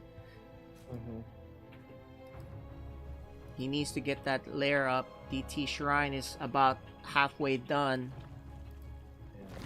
Or some spores. There's also a spore timing that you need to do for oracles, which he should have spores coming up soon, but he doesn't. Protoss has 1 gateway, so 3 gateways. Okay, so you can make 3 DTs, and then that can kill the... Oh, there's the prism. Okay. He's gonna spot it. He's gonna spot the prism, but I think he's gonna die, man. He's gonna take too much damage. There's still no spore. Oh gosh. He's unaware about this. You're gonna know. Here's the DTs. He's gonna know. Oh, I can't see what's being warped in. He leaves right away. Okay. And he makes 1 spore down here at the bottom. Ah, nice reaction. Yeah, but he's not gonna kill. He's actually gonna lose his lair. He knows he's gonna lose the lair, so he just morphs it at the bottom instead. So the only good news for this is he lost no workers, right? Yeah. But loses spawning pool and he's gonna lose his spawning pool. The good news with that is he already started his lair after, before he loses the spawning pool. So he loses no workers. However, he's 1 less base and 1/3 of the production gone. Just like that, Claw expands, and it's a big uphill battle now for Mr. Lasty, because just that 1, move command versus attack move. Yeah. Use A button instead of right click. Yeah. Use the A button. So charge slots. What else? Zerg can't do anything. You can't counter here because there's DTs. All you can do at this point is just drone up, catch up, maybe try to get a 4th base. Now there's the Overseer. Overseer. Don't take any more damage as Zerg. His drone count is decent at 44, but the Protoss has 44 workers also. Now he scouts and sees, okay, probably Chronoing charge lot, which it is, and then of course the Templar Archives. So they're gonna have a good old ground game here. No Spire. Definitely no Sky Toss yet. Yep. So that was a DT rush that did a lot by killing the 3rd base, the original base actually. But that base is back up again. And at least his income, his economy is fine. Mr. Lasty is not dead for sure, but he's pretty behind. Here's a big attack. Not a big attack. Oh, he's gonna lose the Overseer. A little bit late on that reaction. But now he knows. Archons, charge slots, DTs, oh my. I think he has enough to defend it. Mr. Lasty, if he takes a good trade here, he'll be back in this. If he doesn't take a good trade, he's gonna be too far behind, and then, you know, we've seen how Claw takes advantage of that. I don't think Claw's committing because he does have. Oh, he's gonna attack with these immortals too. He's got 2 immortals coming. Oh, okay. Huh. All right, Mr. Lassie's droning. This is the other classic mistake by Zerg. They keep droning. But his army size is big. Yeah. It's gonna be Okay, bad. he makes Ravagers. He does Spine have crawler. spines coming out. Okay, here's the big attack, guys. Mr. Lasty's life is on the line here. He has to trade well here. Not lose this base. His Ravagers are in the front. Lost a couple already. Good micro back here. Reinforcements. Here it is.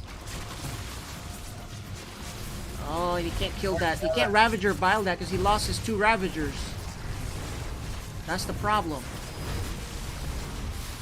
More Archons. More Archons. He's gonna lose this base, and he has no 4th base. And he recalls. Is very smart by Claw. Because look, he killed the base. Why not? I have 3 bases, you have 2 bases.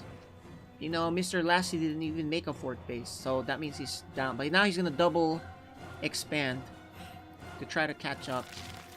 He needs a bit more Ravagers. Claw's gonna expand.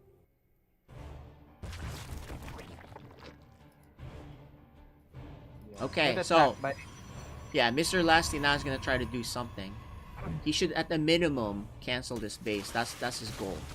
He needs to go in there and just start killing it. Oh, here's the defense. Actually, Mr. Lasty has a gigantic army based off of the Ravagers, the Roaches. But they're not that good. Those stalkers. We'll see.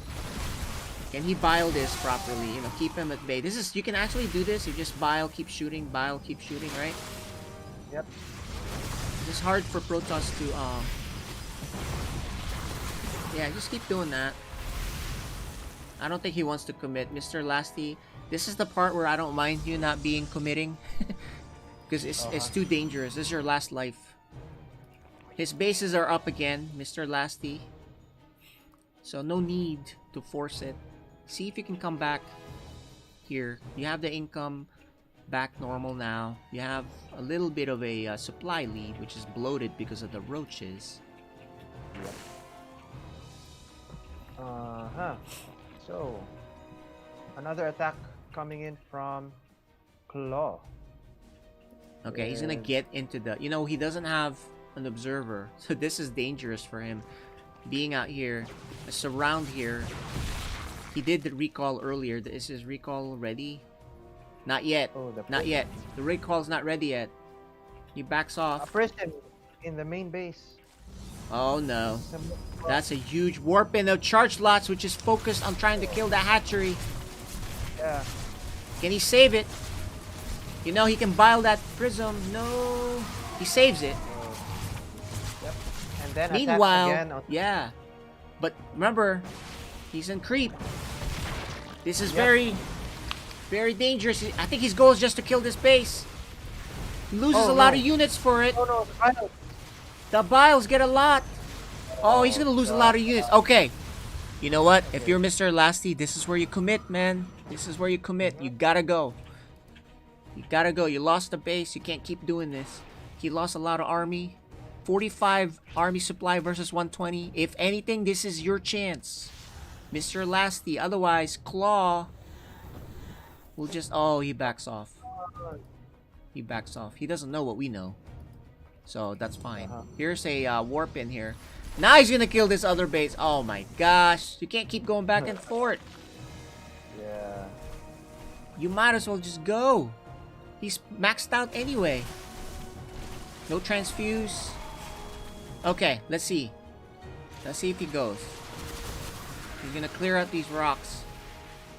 Mr. Lasty. With some lurkers too. Oh. This is his final play. Can he do it?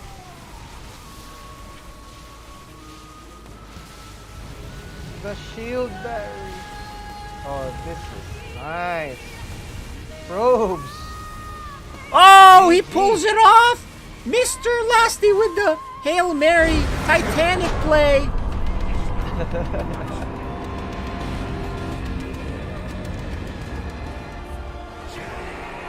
Let's see that face again.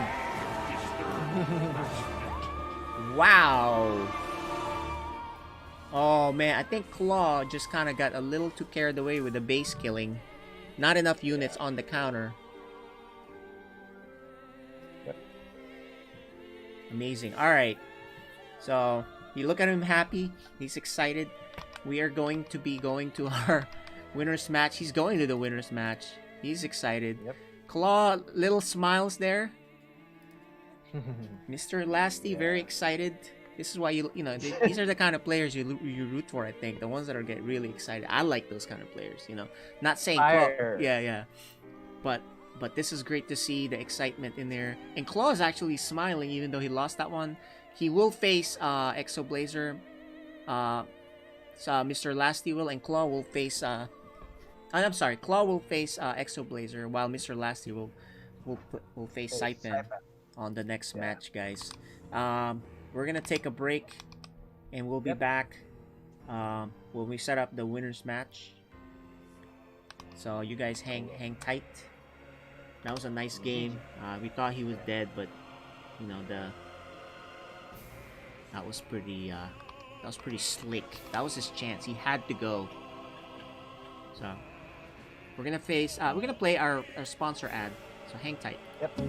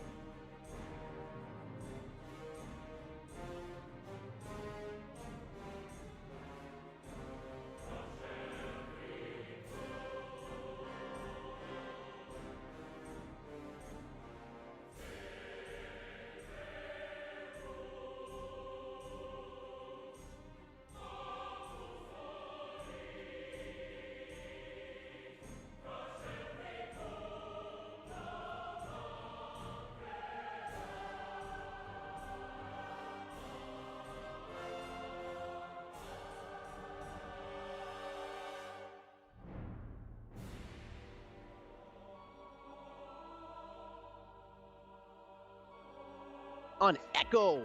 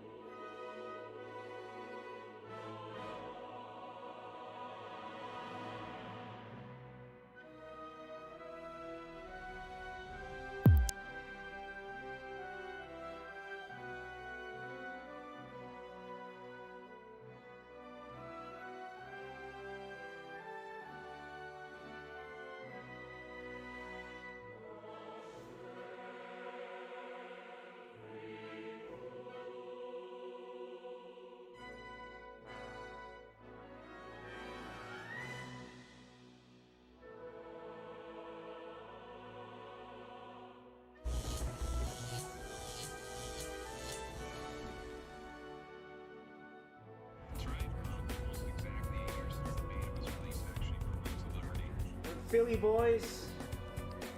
I'm gonna kick some ass. Well, they are.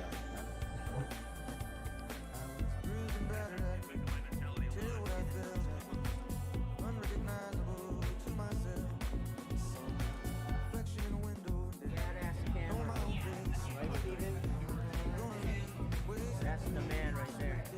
I'm gonna shoot it close. It looks like a bigger.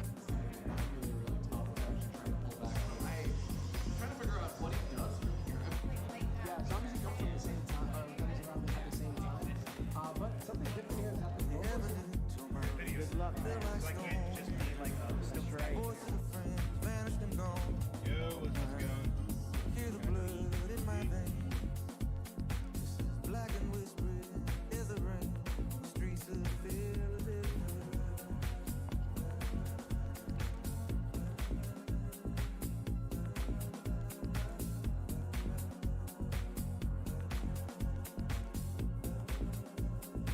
What's up, guys?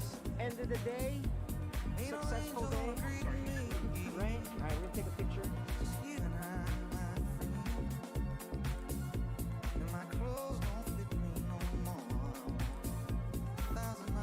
Walking home with Zer. Zer girl and the lion. No, it's Insta video. Pokeball? Yes. Alright, let's go. Let's go.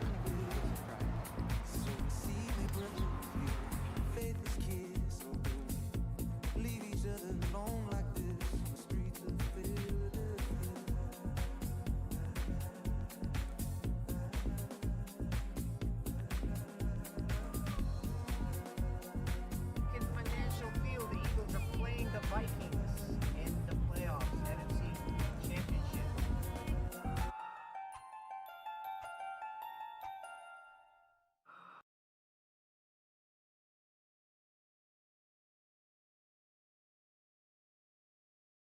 All right, guys.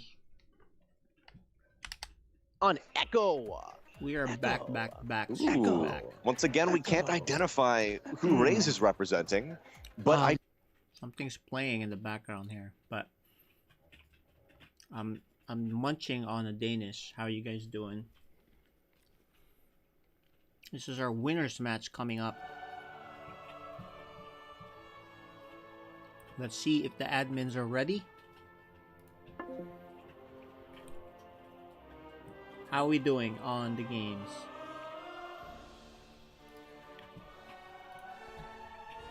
Looks like they're still setting it up, guys. A little bit of a delay here on the match. So while we wait, what's up, everybody?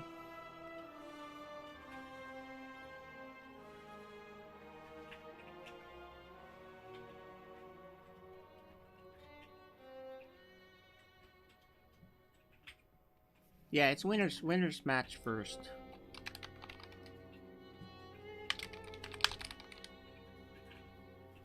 That's usually what we have going on here.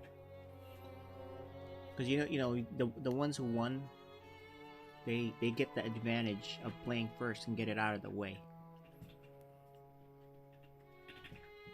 Last game, man, nice game by Mr. Claw, but you know, the macro and massive Roach Ravager counterattack by Mr. Lasty. Not enough defense there for Claw. He kind of poked the bear, poked that sleeping bear a bit too much, and boom, he couldn't handle the pushback.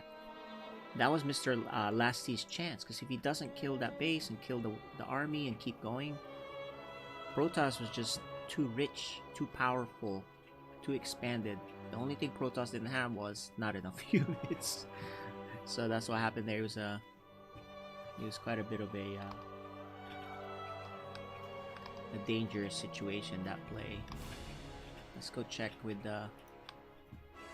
these guys. Mizel, how we doing? No word yet from Mizel. I think he might be taking a break too, real quick. So let's hang tight for a little bit, guys. While we do that, let's talk about the next the next round, right? Which is gonna be Group F next Friday, which is Saturday morning for you guys, but Friday night here in the US. The next round, it's gonna be Group F. So while we do that, let's take a quick look. This is Group F. Group F. It's gonna be Bayagster, the Protoss. We saw him play last. He was actually pretty fun to watch. And Azin, the Zerg. I don't remember seeing how he plays. Captain Britain, right? And Uriel. So Zerg and Terran there for the last 2 players of Group F. Based on what I see, I think Bayagster should be coming out of that. And then as far as the second player, I don't know. That's Group F. And to look even further ahead, right? The next day would be Group G. And Group G, we got David Bain, Xenos, the former Overwatch Pro and StarCraft Pro to start with, but then he went to Overwatch. He'll be playing. He's playing Terran. Then we have Acero PH and Portrill. Portrill is an interesting guy. He is platinum and he qualified, beating a lot of guys and got in here for the round of 32. So talk about an underdog, right? Because the rest of the players here are mostly masters, a few grandmasters and stuff. So he's a platinum player. He qualified. Pretty cool to see. And finally, to end things for round of 32, we have Group H, which has Exodash, you know, top Protoss. Shadow, a really good Protoss also. Dark Menace, the youngest player here at 13 years old. He's a Zerg. And Coheater, another Zerg. So that'll be Group H. But of course, today we're on Group E. And we're waiting for the winner's match between Saipem and Mr. Lasty. So let's check with our admins. What's up? Bizel, you're live. How's it going? Any updates? You know, he was cooking. man. Yeah, there you go. Yeah, sorry about that. I'm still waiting for Mr. Lasty to pick his maps. So he just responded to me Okay, so via he direct has message. his So maps. we'll be back. All right. Yeah. So, Mr. Lassie, we can actually take a look at the map picks, guys. We have that. We have the map picker available for that. And so, that would be Mr. Lasty and Saipem. Let's take a look at their map picks. There you go.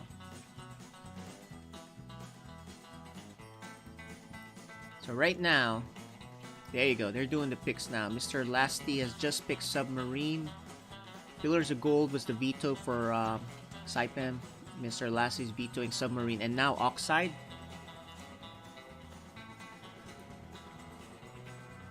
And now they're gonna pick, you know, so these are the 3 map vetoes so far. And the final map veto is Death Aura. There you go. So now they're gonna pick the next 3 maps to play.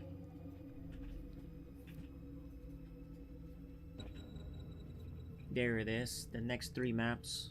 The first game will be on Lightshade, ladies and gentlemen.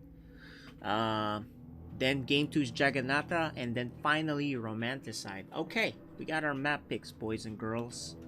We're ready for this match to start between Saipem and Mr. Lasty. As soon as we get the game loaded up, we'll hop on in there. But this is Zerg versus Zerg. So what's that mean? Not much of a...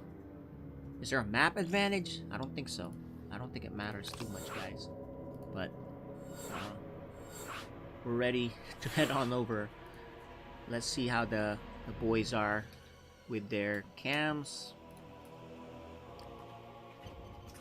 They haven't loaded into the cams just yet. We'll see them in a minute. The map has been created. We're in the lobby waiting.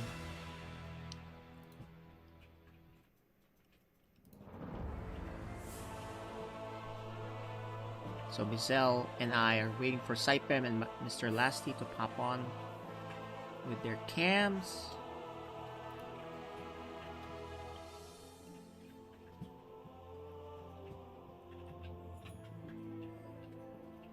Who do you guys think is gonna win this?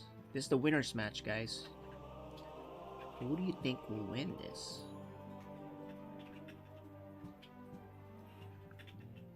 So, Michelle, just make sure their cams are on. That's kind of a big part of this tournament, and then we'll go get started.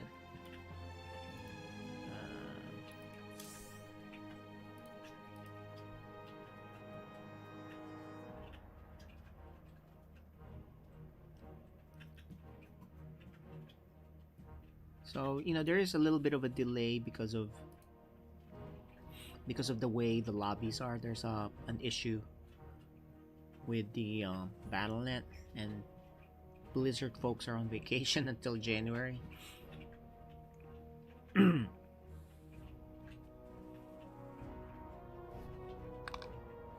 There you go. We got Mr. Lasty coming off there, and there's Saipem. Hey, he's excited, ready to go. ZVZ, guys, who's gonna win this?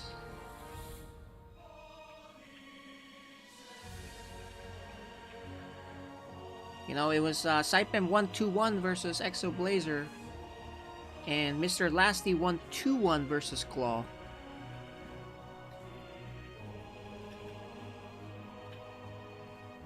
The winner here moves on. The loser will await the loser's match and see who he'll face between Blazer and Claw.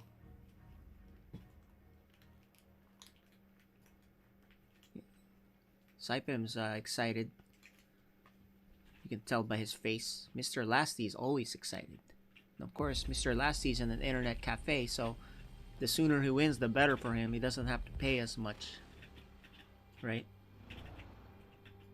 He can just say, "Hey, boss, I'm done with my games. What's my, you know, I don't want to pay extra. I'm gonna go home." Alright, guys, we are loaded up here into Lightshade.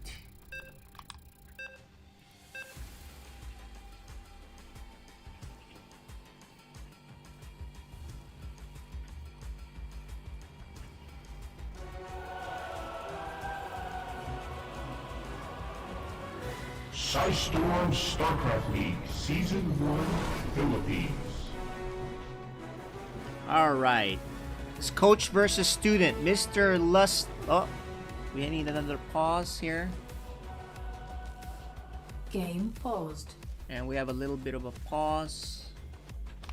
Maybe a mouse issue. Who knows? He says tactical pause. Okay.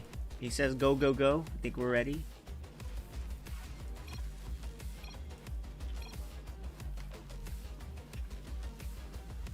Game resumed. Alright, there you go. The top left. The Zerg player.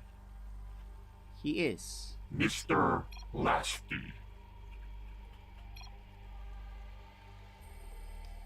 That's right. And he's playing his coach. Who do we have here, Mizel? Oh, Mizel may be a little bit muted. But I'll just do it. Bottom right, the coach. Saipem.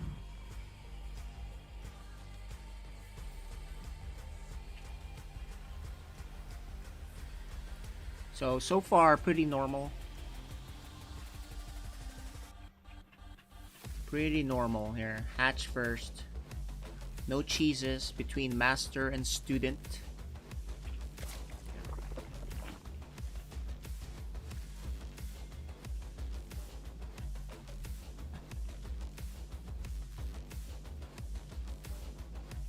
Yeah, a bit later, a later pool for Saipem, but otherwise pretty much the same.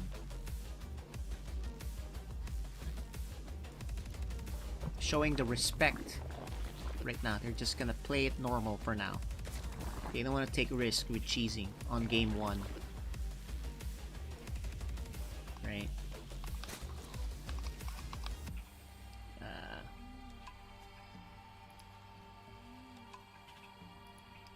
Now the key here is what happens after this.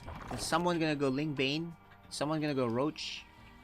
This is ZVZ, guys. It can happen pretty fast. Yeah, it's like Pacquiao versus Freddie Roach, exactly. But of course, we know Pacquiao will whoop Freddie Roach because he's pretty old. And plus, Pacquiao's a world champ for a while, right? So, but it was just kind of funny because it's master and student.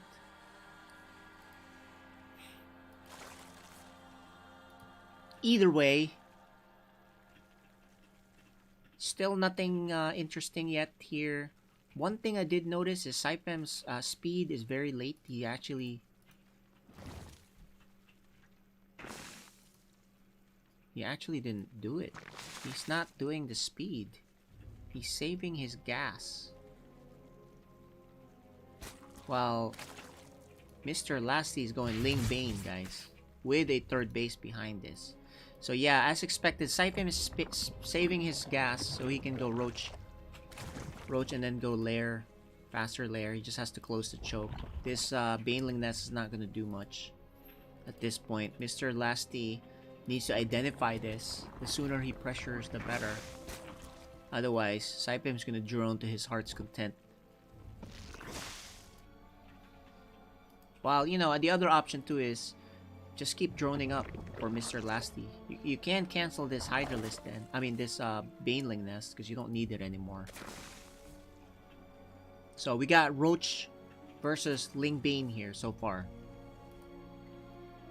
I think Saipem is going Roach maybe into Nidus, or just a Roach timing where he pushes out with a lot of Roaches. He is getting +1 on the range upgrade. So definitely Roach or maybe even Hydra later, but he's gonna be safe inside his 2 bases while Mr. Lasty, this is his chance to drone up.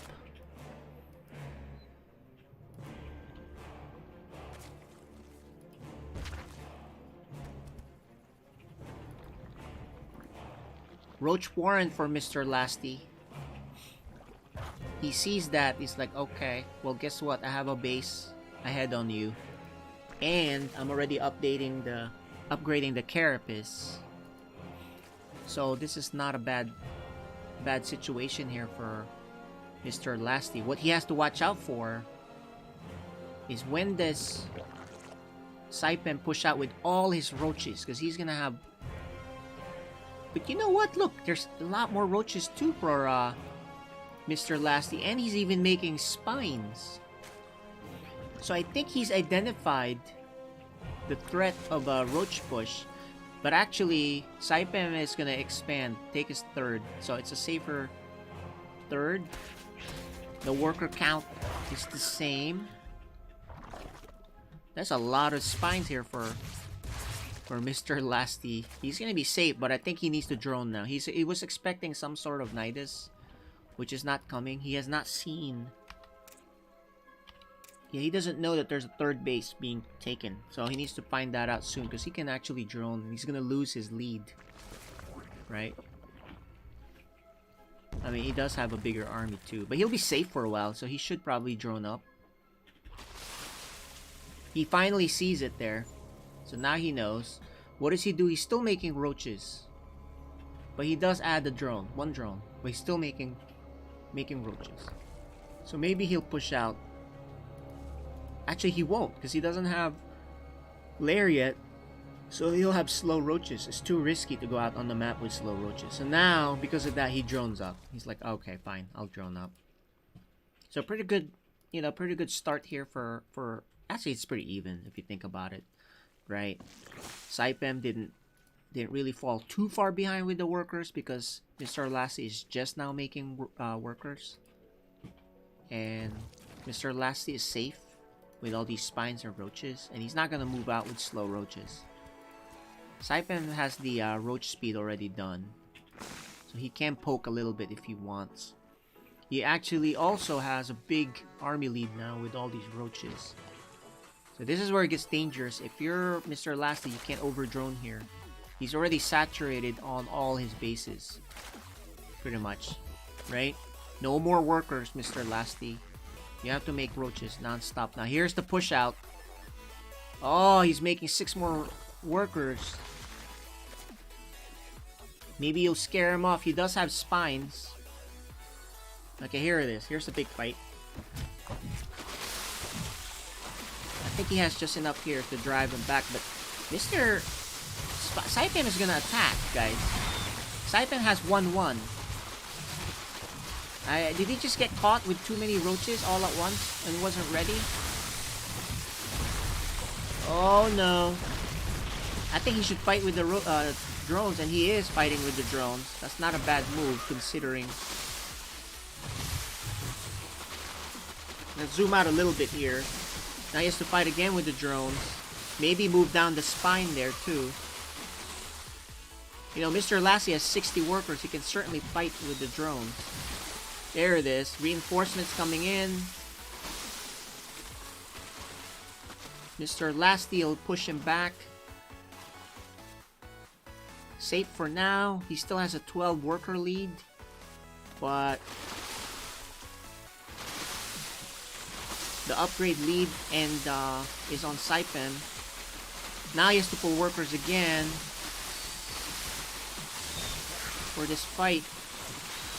Oh, we need. I think he pulled the drones too far, too early. He still has a 10 worker lead. He's not fighting by the spines. He's gonna move the spines, but what is going on? He needs to put the workers again. This is pretty. You need to pull the workers, Mr. Lasty. There you go. He pulls them, but I think it might be a little too late. He's losing too much, and he backs off again. Oh, I think Saipem now has a 70-36 army lead, and he should end the game right here at this point. He does kill the other the Roach Warren. 21 workers killed. Saipem is taking a huge advantage now. Army advantage in this game.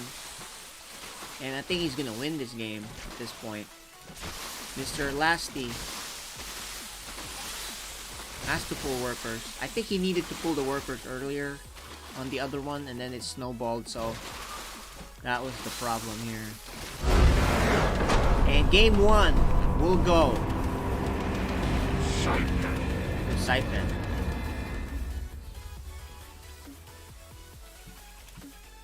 So a little bit overdrone there. Overdrone, the upgrade lead. But he had a fully saturated third base. If he was able to hold that off.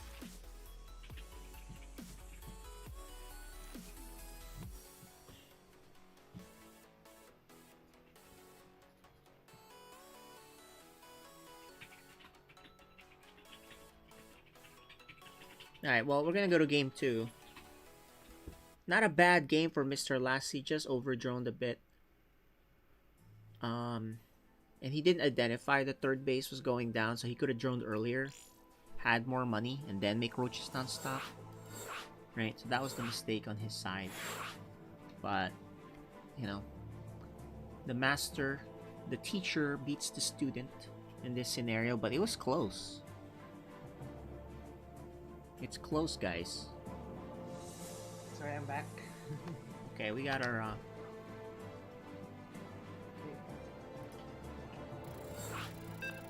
Alright, Mizelle's back here for game 2. Yeah. I just made sure that everyone is aware that we are live. So I thank you for all the 60+ viewers today. That's right.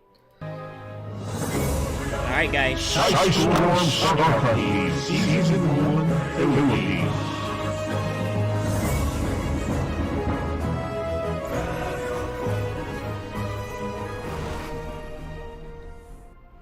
Okay.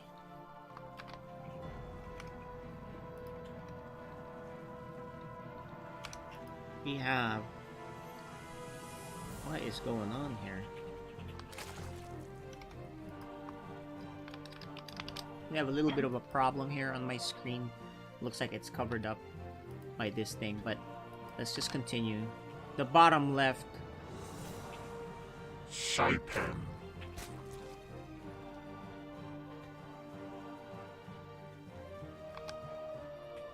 And you know what? There's something wrong with my view here,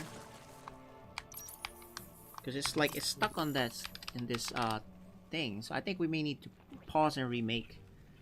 There's a weird Game thing paused. here, where it's showing EPT rank. So hold on, guys. Let me just try to see if we can sort this out. We're at production issue here. So be right back, ladies and gentlemen. Let's watch these guys while I sort this out. Shall I unpause? No, not yet. I'm gonna find out how to get this EPT rank thing that shows up on the overlay in in StarCraft. Right. So they have this thing that like has like EPT rank overlay that pops up on this, and we need to turn it off. Oh, okay. It's hold on. It's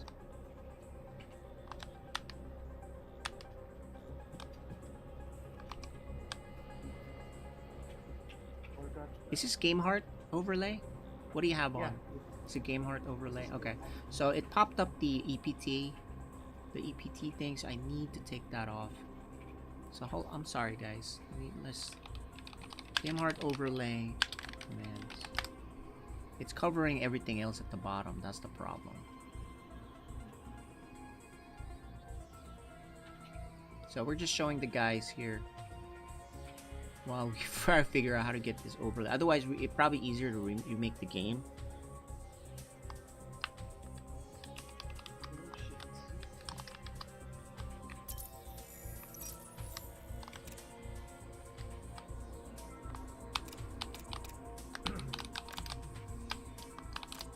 See, it shows like the EPT ranked points, which really is odd.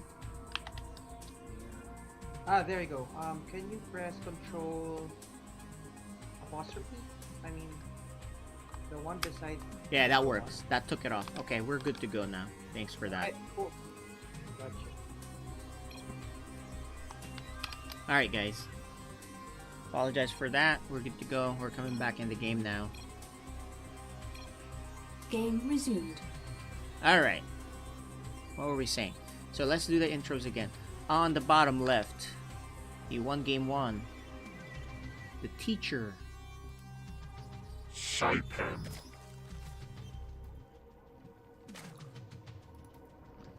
And on the upper right, the student. He is Mr. Lasty.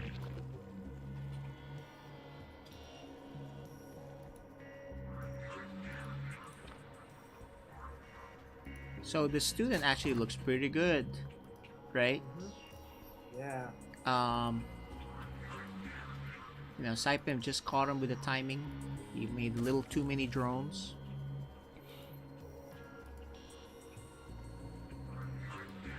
So we'll see Mr. Lasty's adjustment.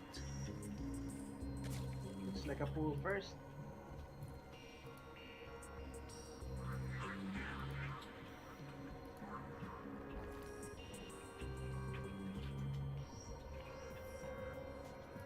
And there you go. Mr. Lasty knows it was a hatch first.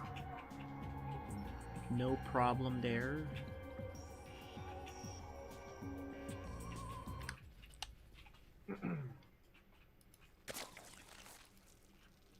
Some links to investigate. Not much else. We do have speed. Look at this. Saipem is skipping speed again, which means he's going roach again. He's gonna close this off. But this time too, Mr. Last is gonna get a fast third base, and if he identifies it's the same build as last time, he can skip the Baneling nest and just drone up. Of course, don't get caught with a roach timing here. We'll see. He sees no third base. There's the Baneling nest. Saipem's going roach again. He's not stopping with gas.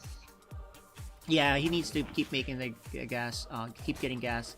He is getting lair already. He's gonna try to power up with his roaches here as much as he can and drone behind it.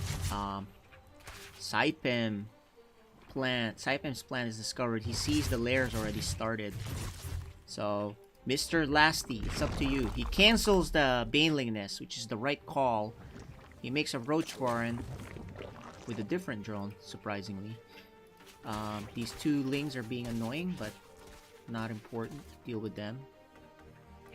Alright, if you're Mr. Lasty, this is just like the last game, but you have a better advantage this time because you didn't have a Baneling Nest to pay for. You knew that it was this build faster. So if you're Mr. Lasty, you drone up. There's roaches out already. You're gonna hang back with +1 roach speed. He's getting a little bit distracted here with the third base.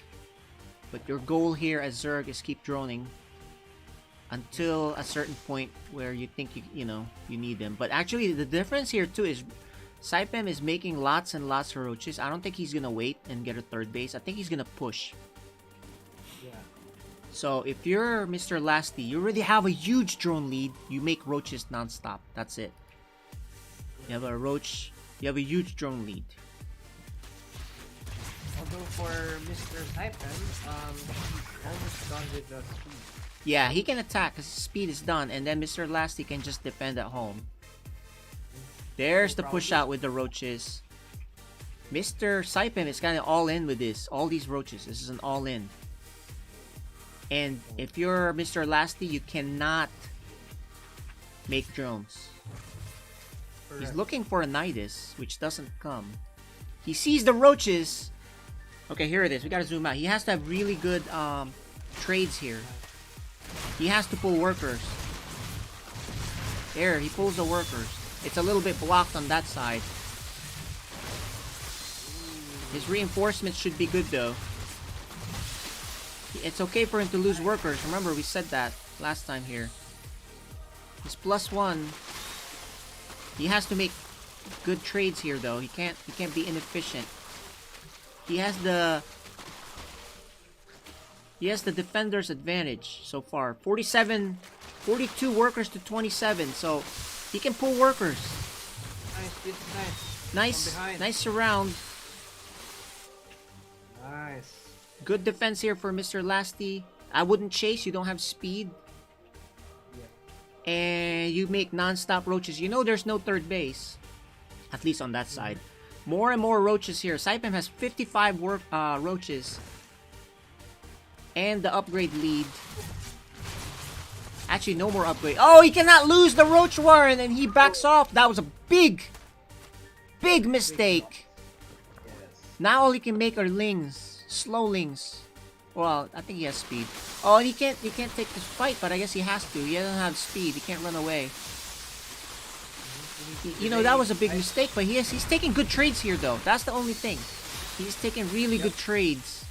So he's going to survive for a bit, and Saipem is going to go home. This actually is really good for Mr. Lasty. Imagine if he didn't lose his Roach Warren. And look how ballsy he is. He makes drones. Is he crazy? He has 56 to 31 workers, man. If he's going to make spines, that will. And he's going, you know, he's moving though, because he shouldn't move. He doesn't have speed. He shouldn't get out of the he should make spines. Something. He doesn't. Yeah. There's no third base. He's a little too. Mr. Lasty is gonna keep going. Keep that in mind. And Mr. Lasty's +2 just started. If you're, I'm sorry, Saipem's +2 just started. Mr. Lasty has to keep making roaches. He's actually now ahead in roaches, 68 to 56. Yep. But he still has not started the roach speed. So he has to stay at home. Yeah, I think he's planning on making Mutalisks. He doesn't have Spire. You can't plan on Mutalisk. That's a late part of the game, right? I think he just forgot roach speed. And now he just started it. Oh, there. Okay. now Okay, he can cleans up yeah. the roach harassment, and he just stay at home. At this point, you just keep making roaches. Look, he even has a spine in the main base to prevent any nidus that he suspects is coming. Uh-huh. So, Saipem still does not have a third base. Mr. Lasty knows this, and at this point, what you make is just non-stop roaches, and you make an overseer with your army, so there's no burrow roach shenanigans. But look, Mr. Lasty keeps making workers. What the heck is he doing? Like, please stop making workers. All you make now is roaches. Make spines if you need to. 64 to 36 workers. But luckily for him, he does have the roach lead too. Okay. But there are ravagers here. I mean, he can upset now. He can pull the win off of his teacher who went all in. You know, Mr. Lasty really was taking a big risk by making lots of workers. But so far, he goes unpunished for that. Okay, he's gonna kill some overlords. And a third base from Saipem. Saipem knows he start. can't. He has to eventually have a third base. So, but you know, Saipem is so far behind in this game. Yeah. Mr. Lasty is now getting his +2 range and +1 carapace. And in fact, he's gonna send some roaches here on the side while defending. But the army count though. Oh, Good nice bile hit. hits. The army count though is somewhat close. Mr. Lasty has these roaches that aren't part of the fight. Reinforcement though is on the side of, you know, defender's advantage is on Mr. Lasty's side, so I think he'll be fine. And now he's gonna attack with these roaches. Nice. This is run looking by. really good. And Mr. Lasty, Mr. Lashley. he's gonna force a game 3, guys. Nice Nice. job. So, Mr. Lasty, man, taking big risks there, droning up like that. I mean, someone should tell him. Yeah. That is crazy. And yes, you're right. Battle- You need a little bit of craziness. The master and the apprentice. Yep. We'll see what happens here, game 3. Now, if you're Saipem, you know this thing that you've done the last 2 games. The first one you barely won it, right? Mhm. The second one you didn't win. So what do? Do you go at it again? Because Mr. Lasty knows how to stop it. In fact, he would have stopped it a lot harder if he didn't drone up. So Yeah, that was a big risk, but high reward for Mr. Lasty. yeah, it's a huge risk, especially for Zerg, because the larva is what produces Yeah. workers and army. And if you made workers, it's not about the money. It's just the larva was spent Mm-hmm. on workers. You need that for army. But he gets away with it. And we're gonna head into the final match of the winner's match. The final game of the winner's match. Between master and student. Yes. Psystorm StarCraft League Season 1 Philippines.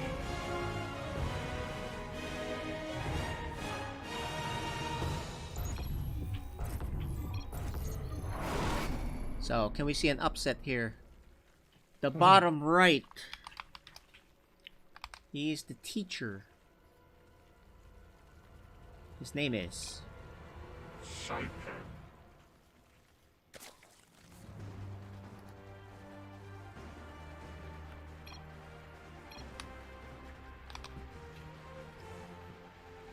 And on the top left, Yep, the student Mr. Lashley. from Maguindanao. That's is... right. Mr. Lassie from Maguindanao. Yeah. It's good to see representation from that region. Yeah. Hatch first for I think- Mr. Lasty, and same for Saipan. Right, that. Yeah.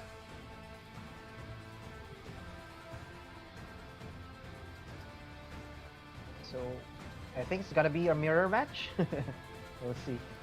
I mean, like, You mean mirrored builds? Yeah, probably. Mirror It usually is mirror yeah. builds until we see the roach thing, you know, where where Mr. Lasty goes speed and banelings, and then Saipem decides not to spend gas into the speedlings, then we know what he's doing. So we'll see. That's something we'll pay attention to. Yep. But so Right far here. so good. Same. And let's Even see. the overlords. Yeah. You know, that's what happens Fasting. in mirror matchups, right? Let's take a look at these guys. Look how serious they are. Right there. Yeah. But the pressure's Because- on. This is game 3. Mr. Lasty can Yeah. advance over his teacher if he pulls off an upset here. And Saipem, Yeah. of course, looking to finish this off so he can be safe. Because you know who's waiting on the other side is Exoblazer and Claw, both very dangerous. So you actually want to win it now, really. Yeah. You don't want to go into the losers match because you advance. This is it. This is the one game. One game that you need. Yeah. Maybe another fun fact. Saipem is the last player we got for the qualifiers. So he stayed like until 3 a.m. in the morning in the Philippines just to get this spot. So I hope he does well for this round. Yeah, he's already doing well. He's one win away from advancing already. And even if he does lose, he still can advance on the losers bracket, losers round. Right? Right. So he's already doing a good job. Yeah. And Mr. Lastly, he plays a lot in Korea server. He's actually Diamond 1 to Master Yeah. in Korea. Yeah, so I used to play in Korea, why- but you know the meta changed to Ling Bane a lot. Before you could get away with mostly roaches. There's too much ping for me to play there, but I used to play in Korea for fun. But it was my ping was 250, and you can't do Ling Bane with 250 correct. milliseconds there. Here's the first attack from This time he Mr. sees Lastly. Saipem does get a third base, so it's not going to be the same. Yeah. However, it's the same for, Mr. Lasty anyway. He's prepared for this type of game. He's getting an Evo, so he's going to do some upgrades. Lots of damage already on this hatchery. He backs off. Mr. Lasty's hatchery is already done. And Mr. Lasty has the worker lead too. And he's getting range upgrade. So he's going to go roaches after these initial lings. There's a lot of Ling Bane here for Saipem. Mr. Lasty, you can get punished on the pushback here. If they see, you better watch out. You better have lings at home too and banelings in case. But it looks like Saipem is not really planning on doing that. He's sticking. Oh, watch out. He's sticking to roaches after this because he's getting range also. Right? But I don't see a roach warren yet. Oh, did Saipem make it? I think he made it in the back somewhere. Where's his roach warren? Oh, let's see. Not I think. I don't know where he's... What is he doing? He has the range for a reason. If you go on Hydra? I don't see where the roach warren is, so I guess... There it is. It's a really late roach warren. Okay. Okay, but here's a counterattack. But can't lose his Baneling. Ooh, he saves the Baneling. Saipem backs off. More workers being made on both sides. Saipem has already is already behind 57-43 workers. Yeah. He does catch up a little bit, but man, Mr. Lasty loves making workers. Yeah. That's how you do it. This Ling gets in and sees the upgrade, the lair upgrade working. We got a little bit of a truce here. They're droning, going into roaches. Mr. Lasty is actually ahead in all fronts. The upgrades, the workers, and the army. So Mr. Lasty has a better build here. So speed is coming. He's gonna try to for trigger Mr. this Baneling. He's gonna try it. The control, he doesn't. He has another Baneling though. Oh, he knows. He doesn't know that there's an Overlord here. He's trying to trigger that Baneling there. Yeah. Mr. Lasty, 70 workers already. Wow. He's gonna try to trigger that Bane Link. Can he do it? Oh, he's not paying attention. Another mistake. There's a lot of links there too, so... But I don't think it's enough. Unless he throws it away. There's the roaches. Okay, that's enough of the Ling Bane shenanigans. Look at these. Mr. Lasty likes doing this. He sends the roaches, unless he misrallied here for some reason, and he's looking for a Baneling nest. Maybe he's been Banelinged. Baneling nest, a roach, Nidus network, right? Maybe he's been dealing with Niduses so much. And look, he's actually gonna take a fourth base. Although Saipem already took his fourth base. This will be denied easily. He's gonna have to cancel this. Or it's risky because if he kills this, he cancels it. Good denial. Mr. Lasty, nice worker lead and nice army lead. He can actually attack if he wants. Yeah, anytime soon. Anytime. He's ahead in the upgrade lead too. He's getting Overlord speed. Ooh, he's actually gonna kill the Baneling nest. There you go. He doesn't need the Baneling nest anymore, so that's fine. Yeah, kind of a mistake there of making his structures that way. Yeah. 100. That explains. Yeah, 100 army supply. That's huge. Saipem, I don't think you can take a fight here, buddy. He does kill the Overlord. Saipem goes back home. Gosh. Mr. Lasty's macro. Man. And he's getting Burrow too. Burrow with Burrow movement. Oh, this is great. This is actually what you want to do. Keep things really busy. Saipem's roaches get caught on the side. He's gonna lose them. He's gonna see the Ravagers and Roaches. Yeah, 118 to 95 supply, so Saipem catching up. But you know, Mr. Lasty's upgrades are done now. Yeah. Pretty good game here for Mr. Lasty, but we'll see. There's 5 roaches on the left side. He sees it with this Overlord. He's moving out. Saipem is moving out. Saipem's moving, gets seen by Mr. Lasty. Here's a big fight. You know, this is all about, like, if you have a bad roach battle. Ooh, in a surround, maybe? Oh, he's gonna take some biles? No. Oh, no. Oh, mistakes on that. That's a miss rally. Oh, my God. They're both maxed out now, though, really. So, it's... But it looks like Saipem can get to this base faster, because, look, Mr. Lasty is on the wrong side. Why? What? He's his positioning was pretty bad. He's gonna lose this base. He does have Burrow Roach now, so I think it's time to employ that tactic and just go. He tries to remake the base in the face of the attack. Oh, and he gets killed instantly. The biles are gonna hit. Oh man, is Mr. Lasty miscontrolling now? He's miscontrolling this. He had the advantage.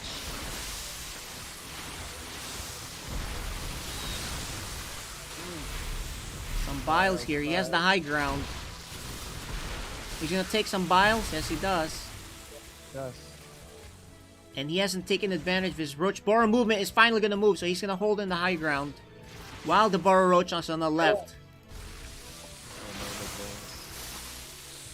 This is his Titanic move. Oh, he's gonna do a surround. Ooh. Biles. Oh no, he got scared. Oh, but it's actually his army count is falling behind. I think he's getting too fancy here. This is really a Roach versus Roach battle. No, he's surrounded. Yeah. Decent biles to get out of this. But he's taking a bad fight here. The concave is bad. I think he needs to go home and retreat on the high ground here. Because he's throwing this lead. He threw his lead away. Saipem is now almost maxed out. And he's still staying down here to fight. Oh my gosh. Mr. Lasty showing why he's the student. Right? A lot of key mistakes. He has the mechanical advantage. Making lots of units. Macroing really well. But he's not executing as well as he should be. And now in his face is a big army. And I think, there were no injects either on that other base. The big mistake, Mr. Lasty was hanging out in the top right too long. and he lost the base, and then everything just went downhill for there. And he tried to do a surround, and oh, that's not the guy. Sorry. There's the winner. Saipen. Yeah, that was unfortunate. He had a great start, but you know, we're gonna interview Saipen before he goes, because he's already done for the group. Real quick interview with Mr. Saipen. Hi, Saipem. You can unmute now. Yeah, and Hold Mizel can get the other games queued up. Saipen, congratulations on advancing. It was pretty close. Your student is actually pretty good, right? Is he your student? Hold on. He's deafened. He's deafened. Okay. Let me tell him that he shouldn't be deafened. Hold on.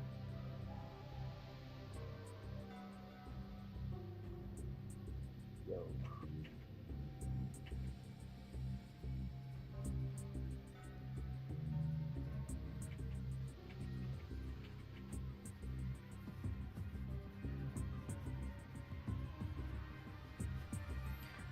We good to go?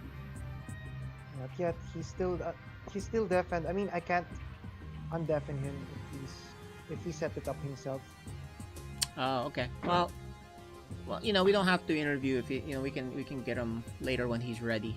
Let's get the other one queued up. Yep. Go ahead and queue that up, and let's see if he can see this. Maybe you can message him on the side. Sent already. Yeah. So let me call on Blazer and Kolo. The other thing you could do is just call him. It'll pop up on his Discord. Oh, there you go. Hello? He's good now. All right, Saipen, congratulations. Mizel is setting up the other game now. Thank you. Pretty close match there with your. Is he your student? You said.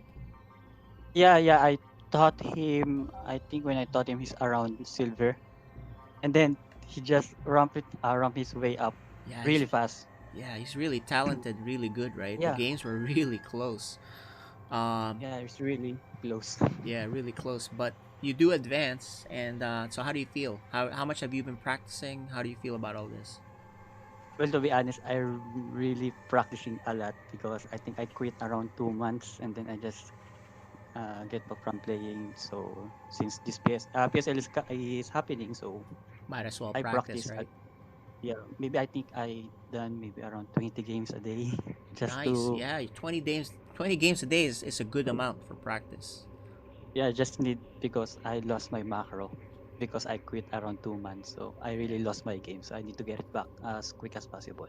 Yeah, but your army movement and instincts for the game are still there. That was evidenced with that last game, and it looks like Mr. Lassie was out of position. You know, he actually had a huge army.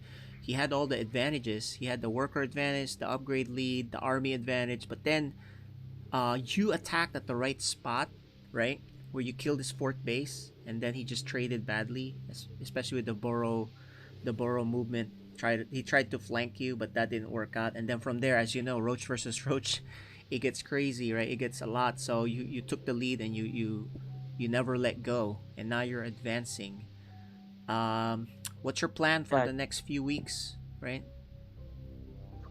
Actually, I'm planning to rest because I'm having some trouble with my thumb, on my left thumb. Mm-hmm.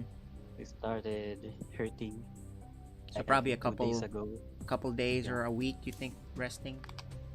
Yeah, but it didn't affect my games right now. But I think I need to rest it so that it won't get and I won't get any more hurt.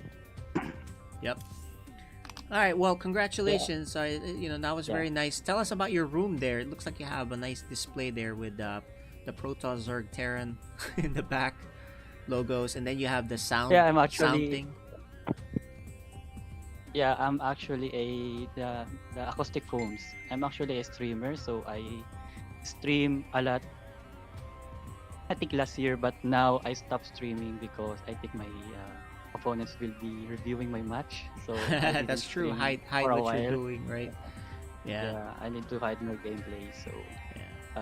those three logos I made. I asked my student because my student has a 3D printer, so I asked him to Oh, do it's a some. 3D printer. Uh, That's really yeah, cool. some Hey, StarCraft maybe 2 you can start logos for selling my that stream. instead. Yeah, so All right. Well, yeah, that's my plan for the next few days. great. So, any message to your students, fans, viewers, the Well, organizers? I think some of my students are watching me, of course, and my family, and I really appreciate them. Of course, my girlfriend is watching me, even though he doesn't understand a thing in She doesn't StarCraft. understand. Yeah, Well, she just want to watch me and support me, and thank you for thank you for all of that, and I appreciate it a yeah, lot, and it boosts my it motivates me a lot and helps me win my games. of course, of course. Well, that's good to see. And congratulations again. Time to rest up. We'll see you on round of 16. Thank you, thank you. Thank you. All right. So that was Saipem, guys. We're gonna move on to the losers match. It'll be Exo Blazer versus Again. Claw. And actually, with that matchup, we already have the map picks done. Let's take a quick peek of what that looks like.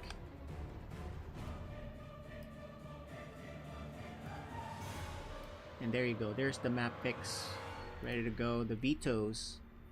Jagannatha, Death Aura, Submarine, Romanticide. We're gonna start off at Pillars of Gold. And then we're moving on to Oxide. And then Game 3, Light Shade if needed. So there you go, guys. Losers match coming right up. Let's take a quick look at our players. There you go. They're getting set. On the top right there, Exo Blazer, D Terran. He's looking to advance and drop his infamous mules. And we have Claw at the bottom, the Protoss player. I think we're good to go, boys. We are in the game, loading up. Who do you guys think is gonna win this? Well, based on what I saw before, I think Blazer will get this one. Blazer? He's very strong. Yeah, he's very strong against. Show your Protoss. show your camera too, so that the viewers can see you for a minute before the game start. That way we Me? can Oh. yeah. So they can see the co-caster. Sure. There he is, guys. This Hey. is. Oh, his camera went off again. Hold on. There he is. That's our co-caster, Mizel. What's up? Good evening to everyone. Actually, it's good morning to everyone. That's In the right. We're just Philippines. waiting for Laser to join in. He's kind of getting that all set up. I'm Freedom, as usual, KJ, your main caster for today. Mizel is doing all the duties outside of that, which is adminning and controlling all the things there. Also, I'm doing production, so we're a small two-man crew right now doing this. Yeah. Feel grateful to be here with you. Also, I'm actually inviting people to watch our stream. Oh, I think Blazer went offline. Yeah, he's probably reconnecting because he's having issues in there. So far, it hasn't been, we know there were some technical difficulties with Battle.net, but so far it's been actually pretty good. My eyes hurt, that's why I have glasses on today. Yeah. I do have the lights on too, so in fact, I kind of like this setup, so maybe I'll just do this. I'll just have sunglasses and when we stream, right? It's easier on the eyes and it's kind of cooler. Yeah. I read some people in the chat. The caster is cool. I think because of their glasses. That's it right. works, man. Maybe that's the new Yeah. thing, you do that with the glasses. And then you got the Yeah. StarCraft hat as usual. Mhm. By the way, this StarCraft hat was on sale on the Blizzard website and it sold out pretty fast. So hopefully they make this again. But Yeah. in fact, I went to BlizzCon to try to buy this hat and they didn't have it. Mhm. It was already sold out and I was disappointed. So I tried to look for a hat from people that would sell it. Yeah. Right? I And- like your hat. Yeah, and I was like, man, can I buy your hat, man? And it was like, I really wanted that hat, and it was hard to find. And so what I did, actually, I talked to a guy who had the hat, And I said, hey, can I buy your hat from you? I'll give you double what you paid for it. Right? And this guy actually gave it to me. He's like, no, I'm gonna give it to you. I know who you are. So at BlizzCon, he gave me the hat, man. So I took a picture with him. I'll see if I can find him. So I always give him credit for giving me this hat. Which this I guy. Yeah, this guy is great. So he's a guy from the United States that visited BlizzCon. So I met him there, and he gave me the hat, and I'm eternally grateful, right? So Yeah. I actually like the Size Storm jersey. yeah, the jersey you can actually order that on the website if you guys want that. Okay. Ender has it, and and of course the Heroes of the Storm players have it. Anyway, looks like we're loaded up into the game, so we're ready to start whenever you guys are. Before Exoblazer's gonna adjust the camera, and this Mizel is gonna turn off his camera. We're going right into the game, guys. Losers match. The winner moves on to face Mr. Lasty for the final spot out of Group E.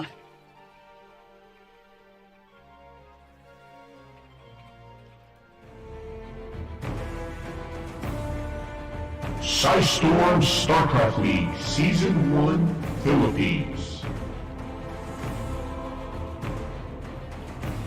Okay. So it's Claw versus Exoblazer, Protoss versus Terran today, guys. In the bottom left, the Terran player. He's also coach, Ender's coach. He is Exoblazer.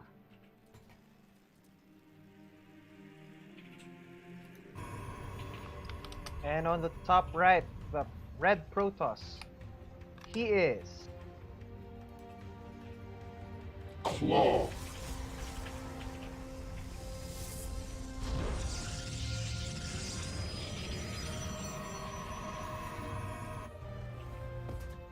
Alright, let's see.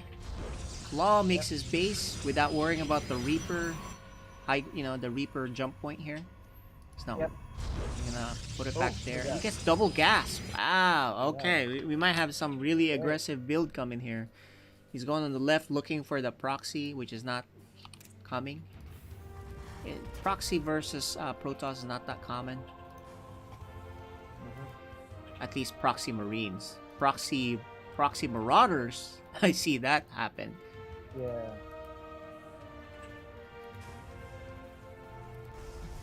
With that fast double gas, he does close off this part of the wall with the Cyber Core. Ooh, are we gonna see? Oh, we're gonna see the Void Ray. We're gonna see the Void Ray build. This is okay, guys. So for those that don't know, this is where he makes shield batteries, Stargate, and he pushes with Void Rays here. And it's really hard to stop if you don't, especially if you don't see it coming, especially if you lose your depots. And Exoblazer knows that it's double gas, but he needs to find out that he suspects it, because look, he's already got it here. Command center What does he see? upgrade He complete. sees the pylon. Oh, this pylon was too close. So Exoblazer knows this. Surprisingly, he makes this factory close by. I would push it back here. There's his command center. And he's gonna need to make a bunker soon. He does see it. The Marine, he wants to kill that probe. If you kill that probe, that's a big deal. Okay, he's gonna go back. He knows what's coming. 100%. He knows what's coming. I would make a bunker. And I think what he wants to do is get a Cyclone out too. The Exoblazer is gonna block the expansion of the Protoss. But there's the Void Ray. There's the shield batteries. There's the bunker. Marines coming out. Maybe even a mine you can make. No, he's gonna move it back and make a Cyclone? Maybe? yeah, he's gonna make a Cyclone for it. Oh, this is gonna be hard. So maybe one Yes. to two bunkers? Yeah, I don't know if you'll have the money for 2 bunkers, but yeah, it certainly doesn't hurt to have that. He also needs to make another shield Yeah, depot, because he's gonna lose this depot. Yeah. He still hasn't made anything from this factory though. I don't know what's... Yeah. Why is he not making anything? There it is, the cyclone. Okay, he has the cyclone. He's trying to poke at that. Reactor. Yeah. He might make a Viking Viking. also. Yeah, one Viking maybe. Ooh, he's within range of the bunker. Let's zoom out just a little bit just to see. He's gonna try to repair. Good. A good repair on time there. I think he better fly this. There's the cyclone. Now he's gonna lock on and then back off a little bit. There you go. Oh. No second cyclone just yet. 3 Void Rays are out now. Oh, you cannot lose this cyclone. He loses the cyclone. That was pretty careless that he had it there. And he's in big trouble. If he loses this bunker, it's game over. But luckily he repairs and there's a Viking out. He's gonna make a second cyclone. More Void Rays coming up as expected. No expansion yet, so... Yeah, this is like an all-in Void Ray. Oh no! Oh no. He does kill one Void Ray. The Viking's still alive. He needs to repair that guy. More cyclones. It's not gonna stop, boys and girls, until there's so many Void Rays that... 2 Vikings. His bunker's not done yet. Ooh, almost got that. Oh, but the cyclone does a quick lock on them, backs off. So a little bit of miscontrol there on the cyclone. There you go. Now he has the bunker done. 2 cyclones and 2 Void Rays. The cyclone's not fighting in the back. This is decent spot. I think he's gonna stabilize here. At this point, you know, you can keep making Void Rays. Oh, but he can't lose a... He's gonna lose a Void Ray. Alright, that's a big win for that. But at this point, you know, you can actually try to expand and get Tempest if you want. Or you can keep going for this. But Terran's stabilizing a little bit here. He has 3 Vikings now. And some Cyclones. 2 Cyclones. So you gotta be careful. If you have enough Vikings and Cyclone, you can one-shot this before that repair, right?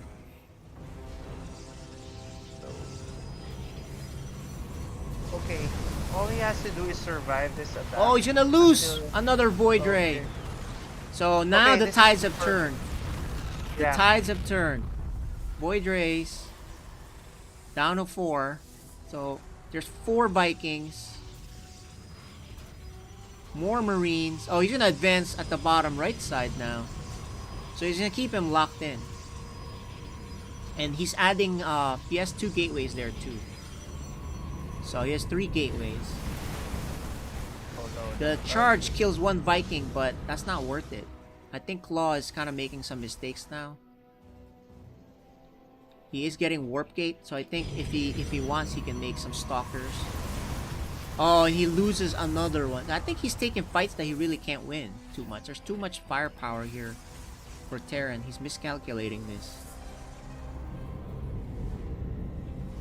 No skins for... Like, as soon as he does that, he has to go back to the shield batteries, I think. Yeah. But there are 4 gateways, so he's gonna deal with a 4 gate. 4 gate, Yeah. 4, but he's lost like 4 Void Rays already. 3 or 4 Void, yeah, 3 Void Rays, 4 Void Rays.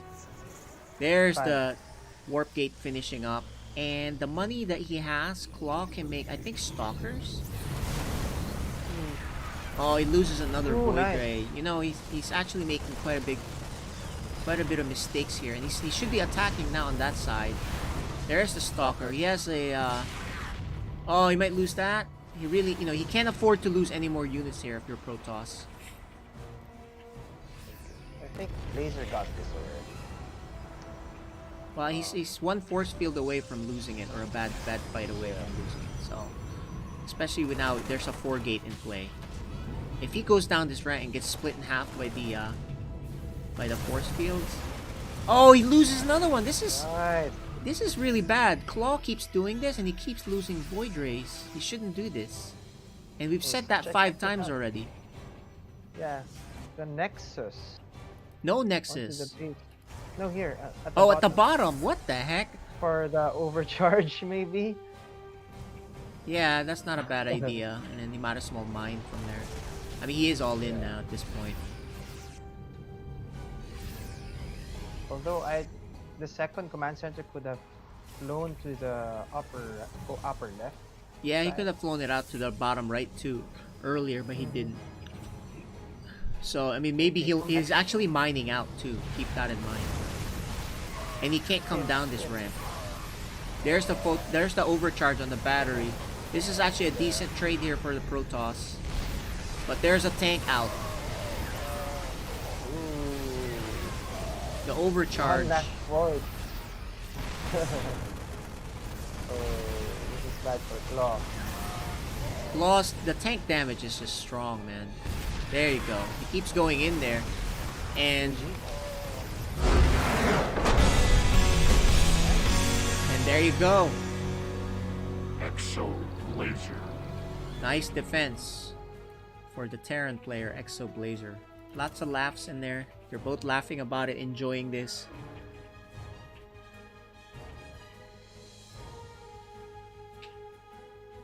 That was really great. I think Claw had a chance to win there, but he lost way too many Void Rays. One at a time. Yeah. Like, what, 5 or 6 or 7? I don't know. It was just too many Void Rays to lose. You know, imagine if I had all those Void Rays. He didn't lose them. He didn't poke too much. How strong would that army be? Yeah. I mean, he should have gotten the second base early. Since he already held the second base for Exo Blazer, right? Yeah, that one can go either way, but the big mistake really is you cannot lose the Void Rays again and again. Yeah. Oops.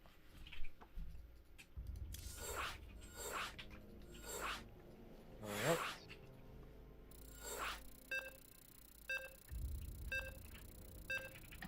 Game 2.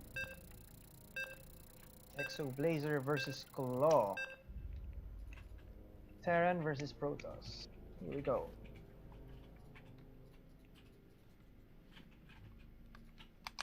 So we're gonna be on Oxide this time, guys.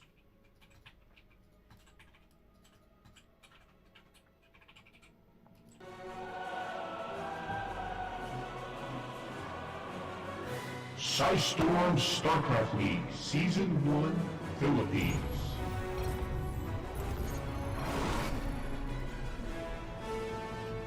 On the top right.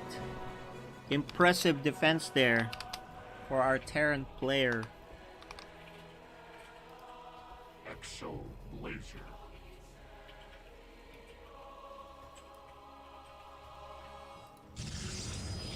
And on the bottom left, Red Protoss. He is Claw.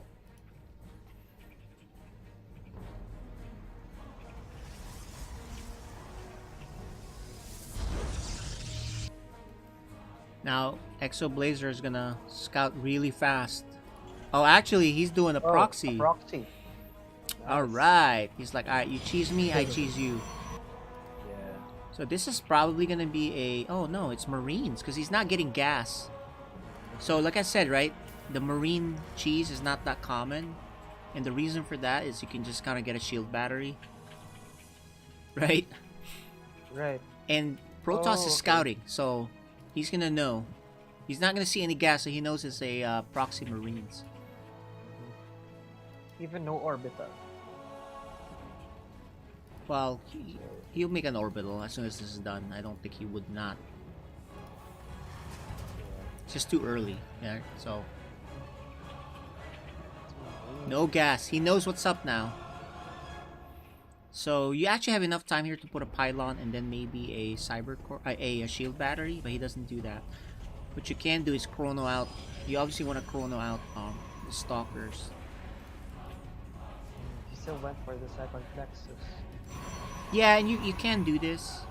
You can go second Nexus. Okay, he spots it. But he needs to make a shield battery like right away. So he needs to go back, make a shield battery.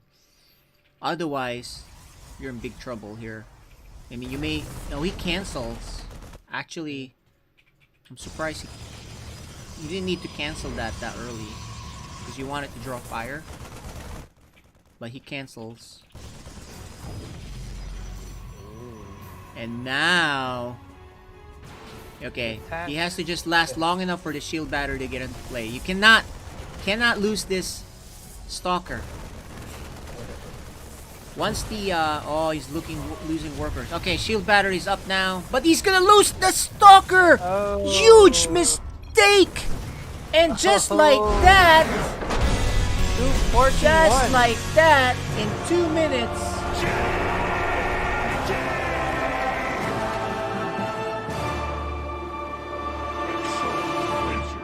Just like that. Oh man, that's some huge mistake from Claw. Yeah. Alright, well, we might as well interview Claw because he's officially eliminated. Hi, Claw. How you doing? Hello. Hi guys. Did you have fun? At least? Yeah. There's some that was good... a lot of fun. Yeah, your Void Ray cheese was really good. Obviously you just lost too many Void Rays in a row, right? But I think you could have done that. What did you think on that second game when you saw that there was nothing in his base when you scouted? All right. So like I'm a bit of a greedy player because like in ladder, if you see Terran players do that, they can just be hiding the barracks near their base. Like it's not a real proxy. So I was kind of leaning towards that. And then when I saw the barracks like actually next to my base, that's when I just canceled everything and made a shield battery.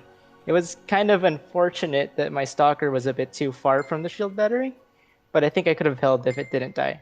Yeah, you definitely could have held it. The other thing is Yeah. when you scouted, you didn't really make a mention of the gases, so you knew it wasn't like, Yeah. you know what I mean? You know there's something funny there. But anyway, this is good stuff. Have you been practicing for this thing? Like, how was your gaming so far for StarCraft? You've been laddering? I guess I've only been able to ladder this holiday season, so it's been okay-ish, but I wasn't able to ladder as much as I wanted to. That's why I feel like my builds have been poorly executed, but I think the thought was still there. Yeah, yeah, it was pretty good. Because the last game with Lasty, that was actually a build that I really prepared for, kind of, because it looked like a adept build. If you didn't scout the proxy Dark Templar or Dark Shrine, right? Yep. So, from the Zerg's perspective, if they don't build any if they build spore crawlers, they're not going to be able to hold the adepts. So that build really was designed to snipe a hatchery and a pool, and it kind of just spiraled into some kind of weird game. Yeah, you killed a lot of you killed his hatcheries over and over, and you had a big lead. But the problem was you just didn't have enough on this pushback, right? So, yeah, and that happens once in a while. So, but needed more practice, I guess. Yeah. But it was fun. Definitely, the games were entertaining. Yeah. So we'll see you hopefully in the next season of PSL. Thanks for playing. Any message to your friends, fans, viewers, organizers? So to thank my family, I guess they're watching. They were watching a while ago. Not sure if they're still watching now. Thanks to my friends, my Overwatch buddies, all these guys just helping me, I guess, and my team, Kingslayers gaming team. So that's Lasty, Malapate, Gleg, Viol, Subi, those guys. Gotcha. Really valuable practice time. All right. Well, we'll see you on ladder till the next season anyway. So thanks for playing. Good luck. Have fun. All right. Good luck, guys. Have a great night. Or morning, I guess. Yep. All right. All right, guys. So that was Claw. Mizelle's gonna get the next game up, and that will be Exo Blazer and Mr. Lasty to determine who is gonna be advancing from Group E. And this will be a tough challenge here for Mr. Lasty because Exo Blazer was, I think, one of the favorites to move on. So we shall see. We shall see. And no, you know what? Claw's a pretty good speaker. Maybe you can have him as a guest caster on the next on one of these games, next matches, next broadcast. So Mizel will probably just ask him. We can have him on. But in the meantime, Mizel is getting the next game ready. Let's take a look to see if they're in the middle of their map selection. Yeah, they are checking out the maps. They're doing their vetoes right now. So let's give you guys a let's take a look for you viewers. You can take a look at the map selection, vetoes, and all that. There you go. So looks like there's no selections yet for veto. Mr. Lasty and Exo Blazer right there. You can see this is our map selection tool, and how it works is each of them choose their vetoes first, right? So they veto. This is a best of 3, so you veto 4 maps, so you take turns vetoing, and then you select the maps that you want to play. So there you go. The first veto is Oxide. We can go take a closer look at that. First veto is Oxide, and there you go. The next veto for Exo Blazer is Jagannatha. So 2 more vetoes coming up. So this is the final match, guys. Who's gonna advance in Group E? Who do you guys think? People on the chat. Who do you guys think is gonna advance? Submarine is the last veto for Exo Blazer. So 1 more veto left. Romanticide. There you go, guys. Alright, and now for the official maps. We're gonna start on Pillars of Gold for Game 1.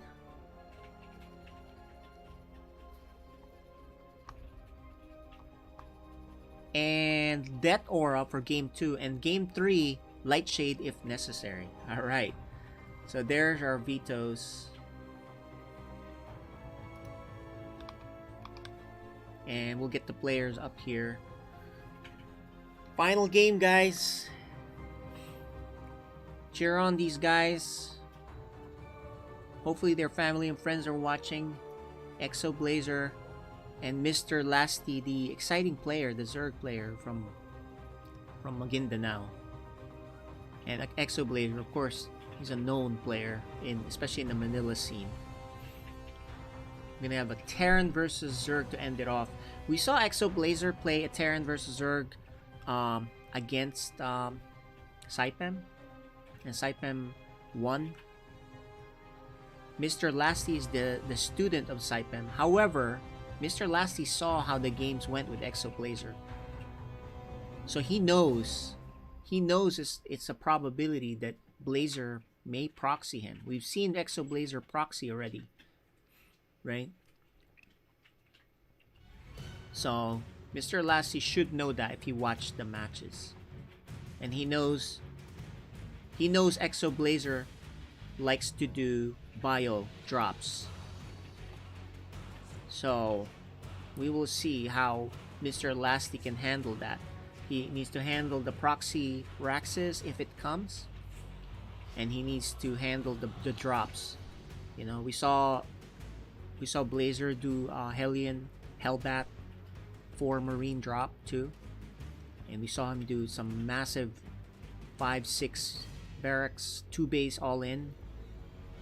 Right there he is, Exo Blazer getting ready.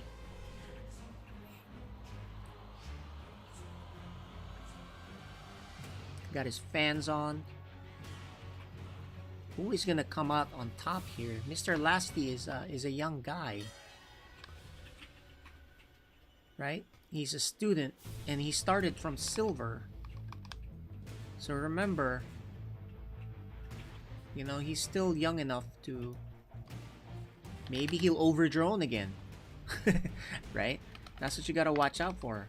Is he gonna overdrone?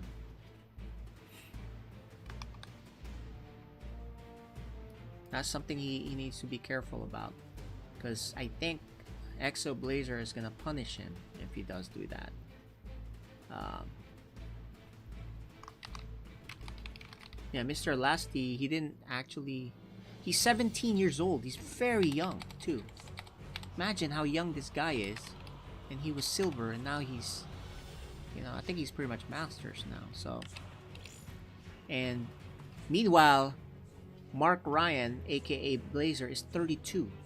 So almost double the age, guys. Almost double the age there.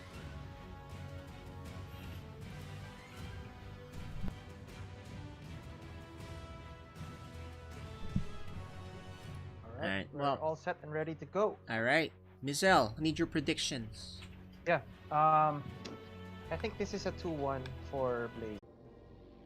Alright, restarting.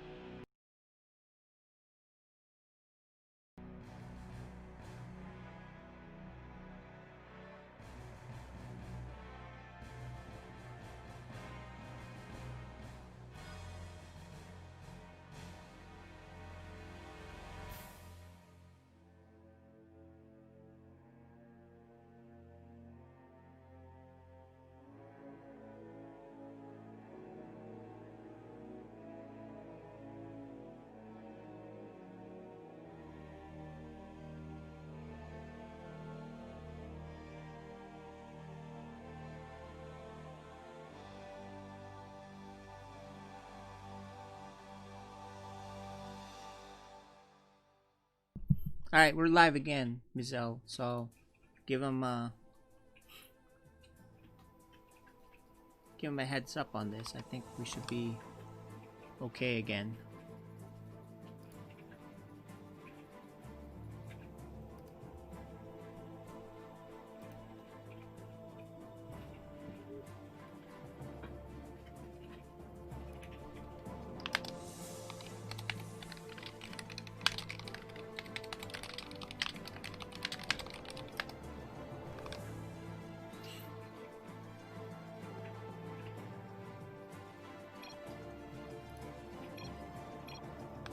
Okay, you can start now whenever you're ready, Mizel. Game resumed. Alright guys, we're back. Sorry about that, we had some technical difficulties. For some reason it kind of crashed out on us, but nonetheless, we are back. In the bottom left, the Terran player. Exo Blazer.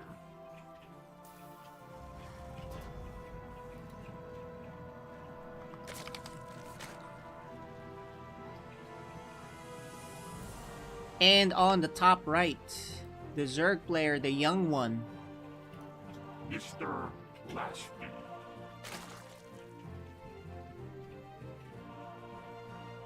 Okay guys, this is the last match. Winner advances to round of 16.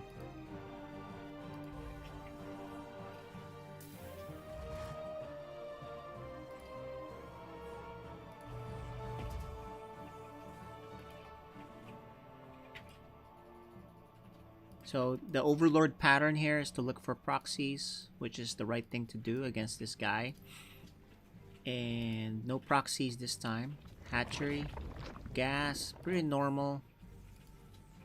So far so good.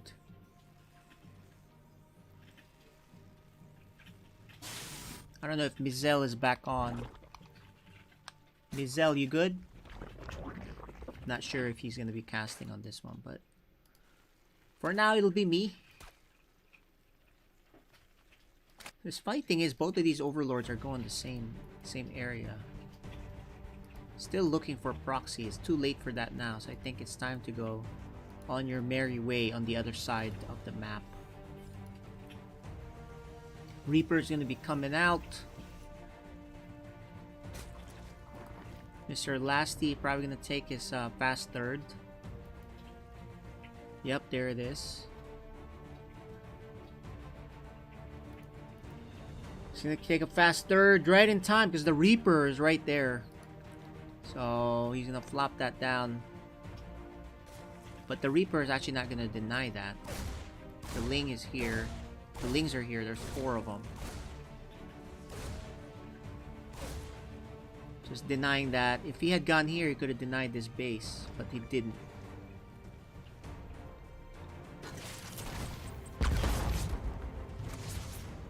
Okay guys, this is the last match. Unfortunately, we had some disconnect issue. But at least, we're back. So welcome back to those who reconnected to watch this final match. The rest of you might have gone to sleep already. But we have Mr. Lasty versus Exo Blazer. Pretty standard stuff here in the Zerg versus Terran match. 1-1-1. Oh no, 2-1-1. Okay, 2-1-1. So Exo Blazer. Alright, this is the plan. Exo Blazer will test Mr. Lasty's this is a skill check. 2-1-1. Right? Mr. Lasty should keep making queens, keep droning. He's gonna get Overlord speed to confirm it's a 2-1-1. And if it's a 2-1-1, it'll probably hit around 5 minutes. So it'll hit a minute and a half. Right there. You can keep droning. But right around 450, you can probably make a ton of drones. Lots of drones. And of course defend with your queens. He already has speed, so he's good to go there. He's got the Overlord. He's gonna come in and see what is up. He knows it's a 2-1-1. Time to get out with your life. Is this Overlord gonna get away? Oh, he just dies. Alright, but he knows it's a 2-1-1, guys. We know it's a 2-1-1. So what do? Baneling Nest. He's already got a few Lings. The bio drop with 2 medevacs is coming soon here. So, unit count, let's see. He has 5 queens. So he just kind of like uses that. His creep spread is decent. Okay, this is all about this first medevac drop. If you need to do a lot of damage with this. Otherwise, you start falling behind. It's a 2-1-1 stim timing drop. He has not spotted it yet.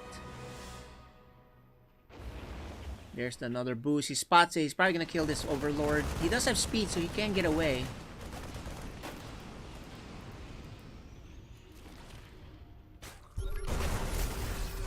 There it is. He has enough units here. If he kills, he's trying to do a surround. If he kills that medevac, even better. Medevac takes so much damage! Oh, Mr. Lasty could have killed it, but he backed off. He actually could have shot this medevac, but he moved to the right instead of continuing to shoot at it to try to inject. So that was unfortunate for him. That was a great opportunity for him to take a nice lead. 1-1 for Exo Blazer. He is not making a third base. So it looks like he's gonna go with this. Like a 1-1 timing with lots of Marines and tanks. So, okay, Mr. Lasty, he already has the lair done, and he's getting Baneling speed. Alright, so probably upgrades next. Mr. Lasty cannot overdrone here because there's no third base for Terran. He knows that for a while, right? He didn't see a command center earlier. You can probably do a follow-up scout later. But if you're Mr. Lasty, he's getting Carapace upgrade. Here's a drop here. He spots it. No damage. Get some creep spread in there. Mr. Lasty, you're in danger zone. He spots his scouts, right? He scouts that there's no third command center. So, here it is, guys. Mr. Lasty, all Lings, Banelings coming up. He's going to Hydra. It's looking good for Mr. Lasty here, actually. No base. He knows there's no third. This is pretty all in, I think. So, it's about your control. Can you control properly here? Okay, it's gonna come down to this side. So let's kind of zoom out a little bit here, because it's all about, you know, you gotta get nice surround, and he's doing the surround already. There it is. There it is. It's a surround. Banelings. Ooh, the Banelings hit the wrong, you know, gets killed by the tank, but at least he crushes this army and then he goes back. No more tanks. Oh, Blazer takes a Baneling shot. This Marine, this tank is out of position by itself. Mr. Lasty doesn't notice it. He could have killed it because there's a drop here on the right side, which he does clean up. But this tank got away. Tank got away. Every tank matters. So after this failed attempt, Exo Blazer is now going to try to get a command center, adding more barracks. He does have 1-1, right?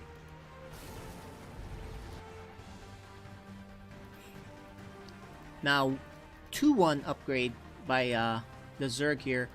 Fourth base being added on too. He's respreading creep. Very good play here for Mr. Lasty, the 17-year-old. 2-2 coming up for the Terran with additional factory.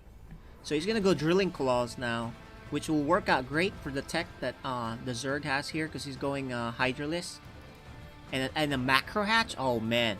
You know, this Zerg, his macro engine is going really well. Mr. Lasty looking pretty good here.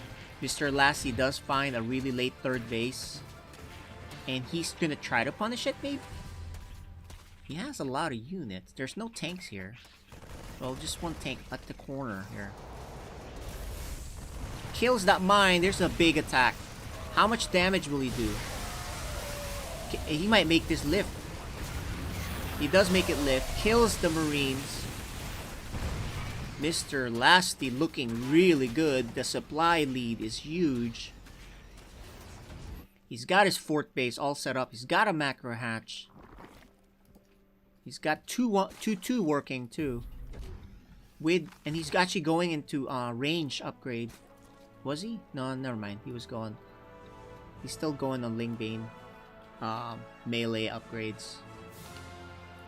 Okay, he's gonna try to go back here again to see what he can do. These medevacs better be careful. So good denial here by... Good denial here. I gotta keep it zoomed just because it's really crucial here, guys. Okay, these mines, can they get good hits? Ooh, the mines didn't get the Banes though. The trades, not terrible. Not great. But you know, Zerg has the advantage of trading as much as he wants, because he has 75 workers, guys.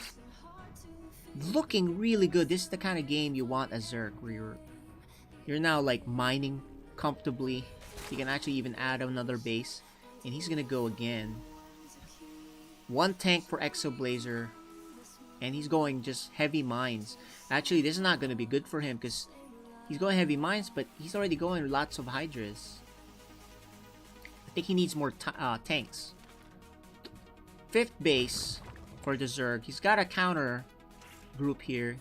He's morphing more lurkers. He's gonna try to do a attack on 3 sides. The tank gets wind of it. Alright, time to zoom out. Here's the big attack, guys. The tank is taken care of. The mines.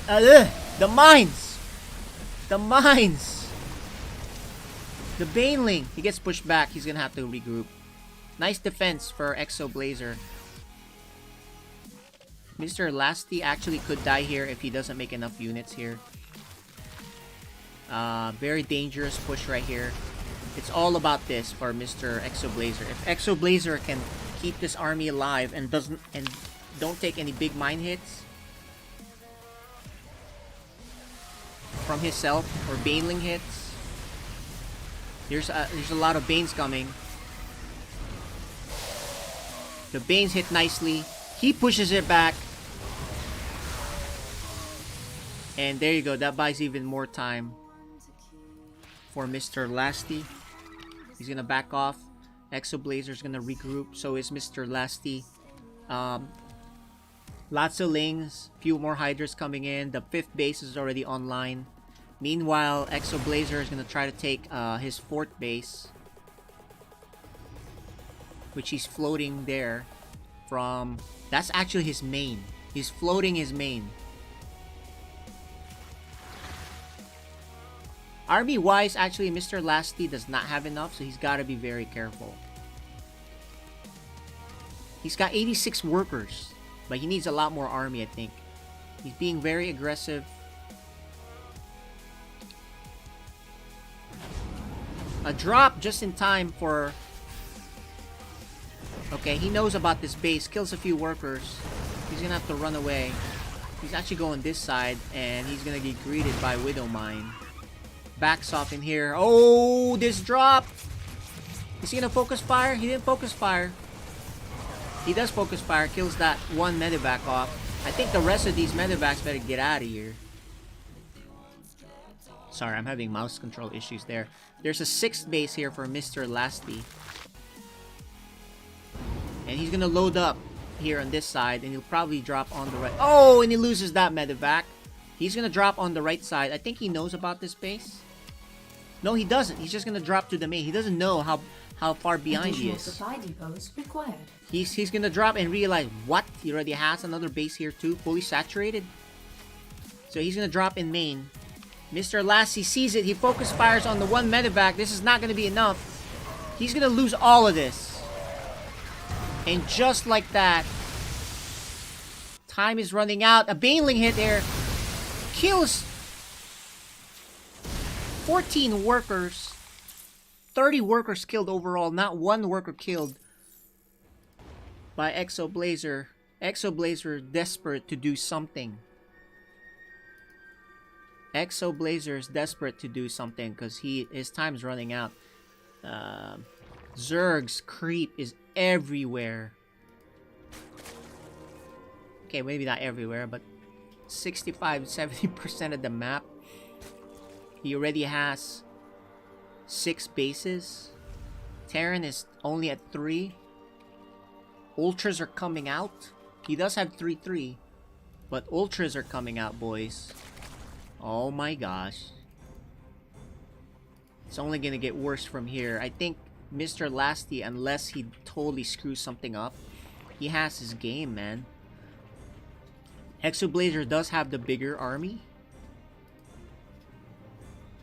but you know, with this much production from Zerg, this many hatcheries, he's getting the crackling upgrade and the other upgrades.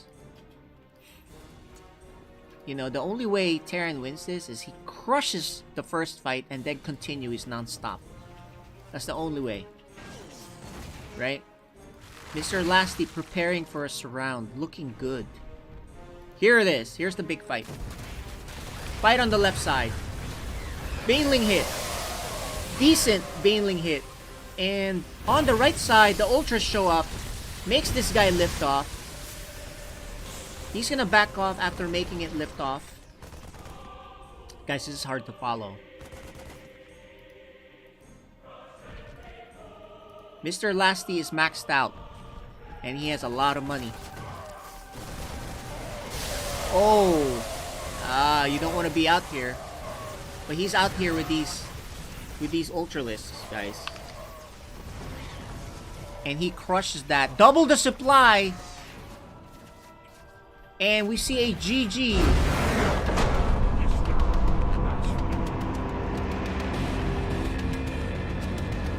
What a game for Mr. Lasty, taking game 1.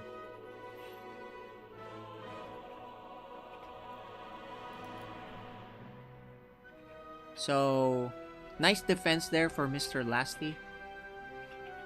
That's the only thing with the 2-on-1 is, you know, you don't do enough damage and the Zerg macros really well. Then maybe you start to fall behind. You can kind of start falling behind by drops, right? Each drop that doesn't do enough, and then you trade away badly. You know, the Zerg gets further and further ahead.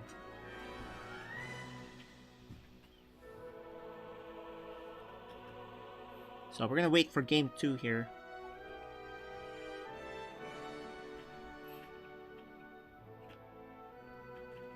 But that was a pretty standard game. It's just Mr. Lasty played better. Game 2 coming up. Will Mr. Lasty get an impressive 2-0? You know, he was so close to advancing in the last game too, but he has a big test here with this Terran. We'll see what Exoblazer has for him. Game 2, guys. Could be the final match. Final game.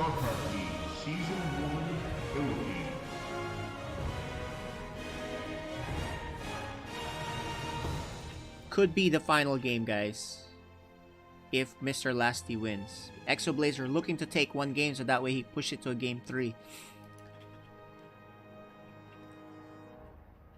Mr. Lasty looking strong. So we will see now here. In the bottom right,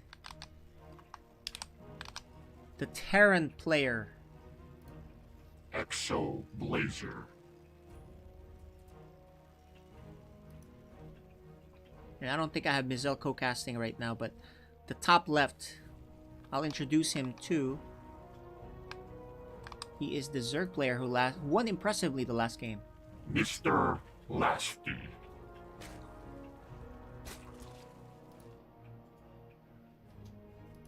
Alright, guys. What is Exoblazer gonna do? He's down to his oh, look at this! Okay, he's gonna go to his tried and true proxy, which I don't know if this Overlord will see. Will this Overlord see the proxy? It's gonna be a 3 racks, 4 racks proxy. He's gonna turn. Is he gonna see it? Is he gonna see it? Is he gonna see it? He sees it! He sees! He knows! He pulls his workers. And he's gonna make a pool. There you go. He's gonna fight this with his workers. Could this be the end of Exoblazer? So what he's gonna do, he's gonna fight each of the SCVs. And then the rest will just fight. He needs to cancel one of them from building. 1 SCV goes down. 2nd goes down. 1 finishes, but the other SCV, the last one, needs to stay alive. Marine gets out. He micros back. The Marine is gonna die. He's gonna kill this final SCV. Oh no, I think this is it. I think he's done it. What a defense. Mr. Lasty. Mr. Lasty can actually just run back now and mine. And he does so. These Marines, they can't fight these links that are coming out. There's no bunker. So huge lead for Mr. Lasty. Like, it's not over yet, but it's pretty over if you do this properly as Zerg. Right? There's not much Terran can do at this point. I think he can keep making Marines. And then just pull the SCVs. That might be his only play.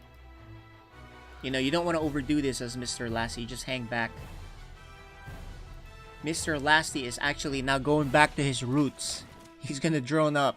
And that's actually the right move. Because, you know, Exoblazer's gonna go home.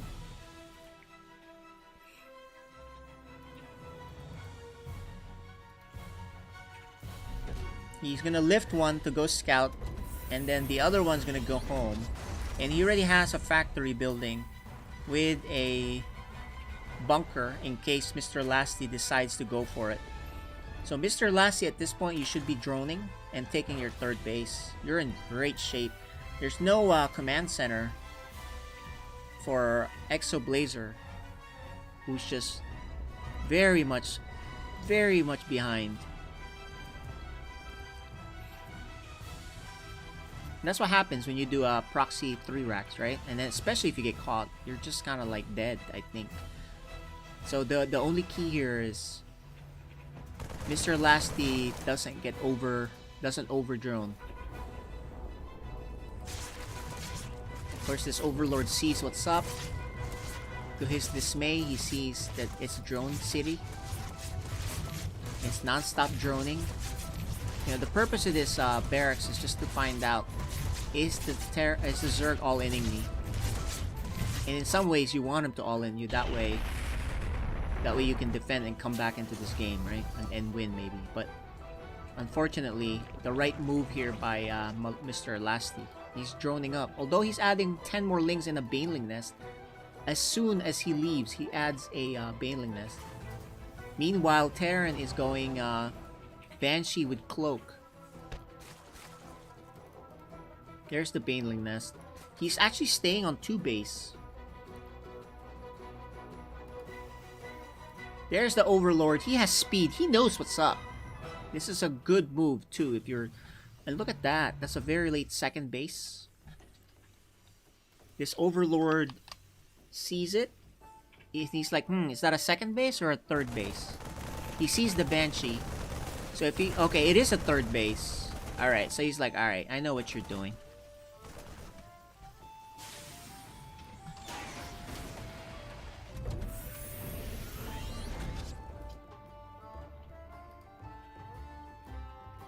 So, because of that, he knows, okay, I gotta get third base, gotta drone up, gotta get my lair so I can get Baneling speed. He knows he's dealing with Bio still. He's gonna let him come back and just macro up here.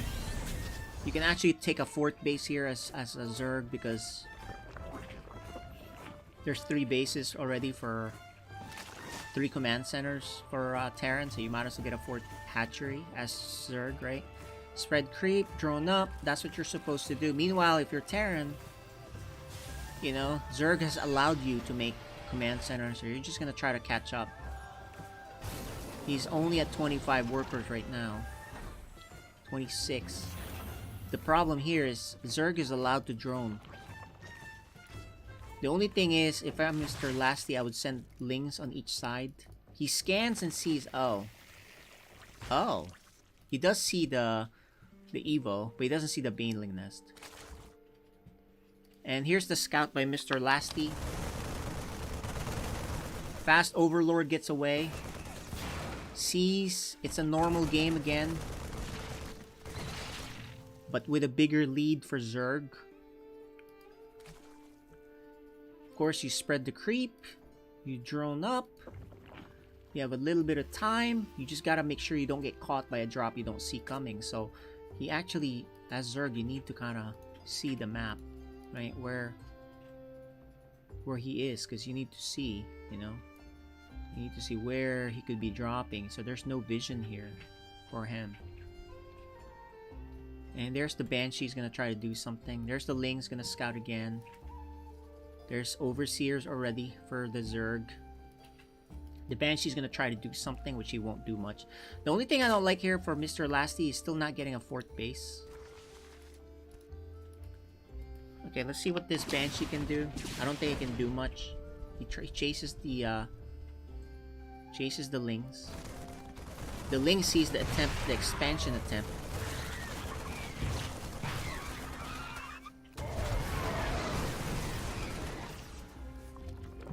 Zerg needs a 4th base because Terran has 3rd base already, so there you go. It's very late though, but at least he got it. Another scan and he sees Mutalisk. So it's gonna be Ling Bane Muta, guys. Ling Bane Muta, which works well against tanks. So either the Terran switches to Marines and Mines, I mean, or what. But I think Terran realistically can't push out yet. Mr. Lasty at 67 workers, upgrades going, 1-1. Terran actually is ahead on the upgrades.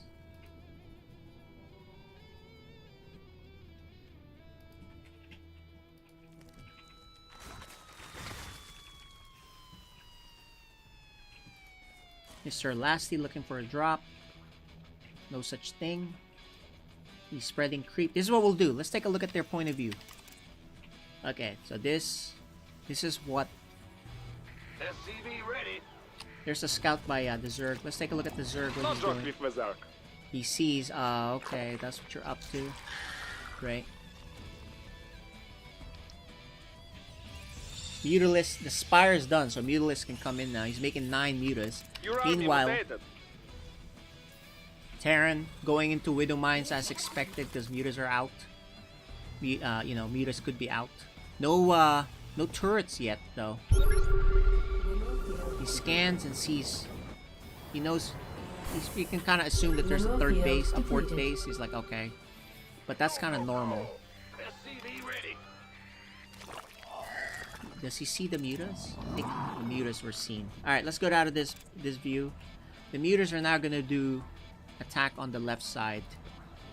Try to see what they can do. The Mutas are just gonna circle around and do what they can do. Still no turret for the Terran, which is not cool because he's getting his fourth command center, but he needs a turret, I think. Fifth base, there's a drop. The wrong time because here's the Mutas doing damage.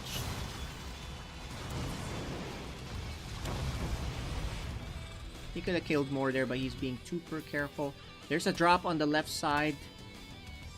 He's gonna kill this tank. And he's gonna kill the other tank. Oh, and he can actually kill another tank right here. He's gonna go in the base. These guys are waiting here for a big attack. There's a drop here on the left side. There's gonna be action everywhere, guys. This drop can do a lot of damage, though. Here's the big drop. He pulls away to the other base. The Banes are gonna go back that way. I think he felt like he killed enough. 22 workers killed, but he's gonna lose a hatchery for it. He kills another a drop ship. Well, that's great. And this drop is dead. So guess what? He kills a hatchery, but you know, he already has a base here. So Mr. Lassie is totally fine with that. 24 workers killed though. 38 to 80 workers. No more workers needed for Mr. Lasty, who's also going 2-2.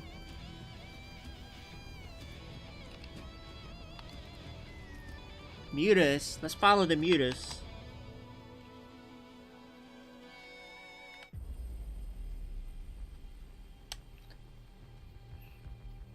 The Mutas, man. They roam the skies. They own it. Exo Blazer lost a lot of workers. Down to 44.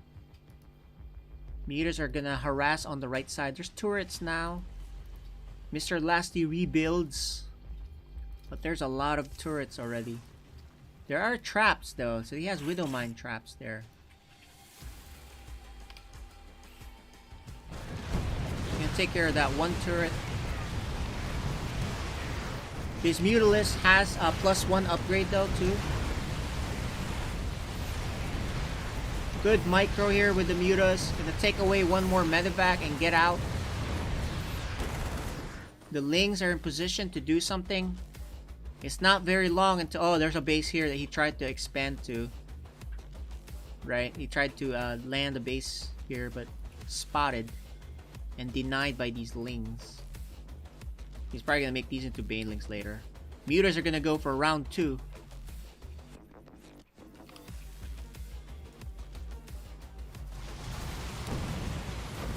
Lots of damage for these Mutas.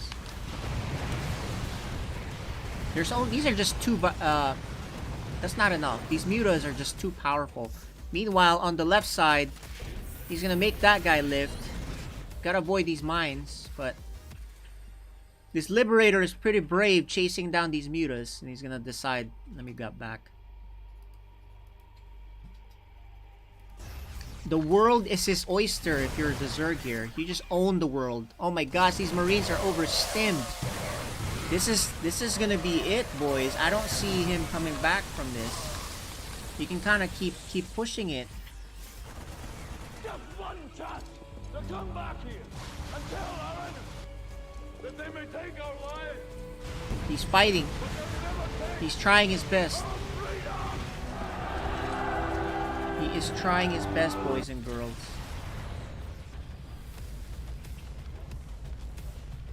But, you know, Zerg is everywhere.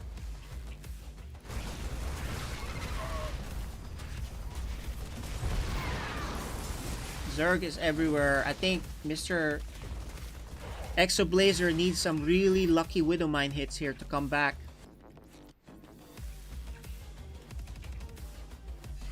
Here's another attack down here. Okay, actually Exoblazer's pulling everything. He's gonna go attack. Meanwhile, the Mutas are just gonna do as much damage as they want. These queens are gonna be alerted by this big force, this all-in force. The Mutas are gonna come back. Oh, the Widowmines! You better watch out. This is it, boys.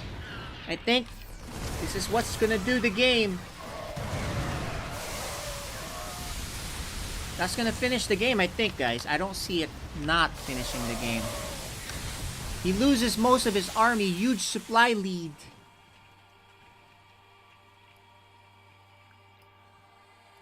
Mr. Lasty about to 2-0. He's about to 2-0. Takes care of that. We're just following the Mutas at this point, but look at all the Zerg that's coming his way.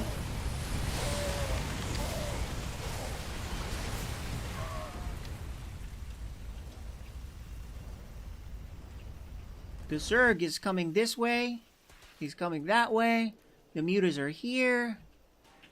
It's the world of Zerg right now. And that's gonna do it.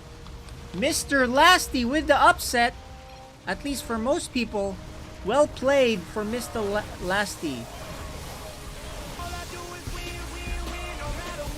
Oh wait, he wants to wait a little bit more. He wants to wait a little bit more for some nice hits. But that's gonna do it. It looks like we have our final guy to advance.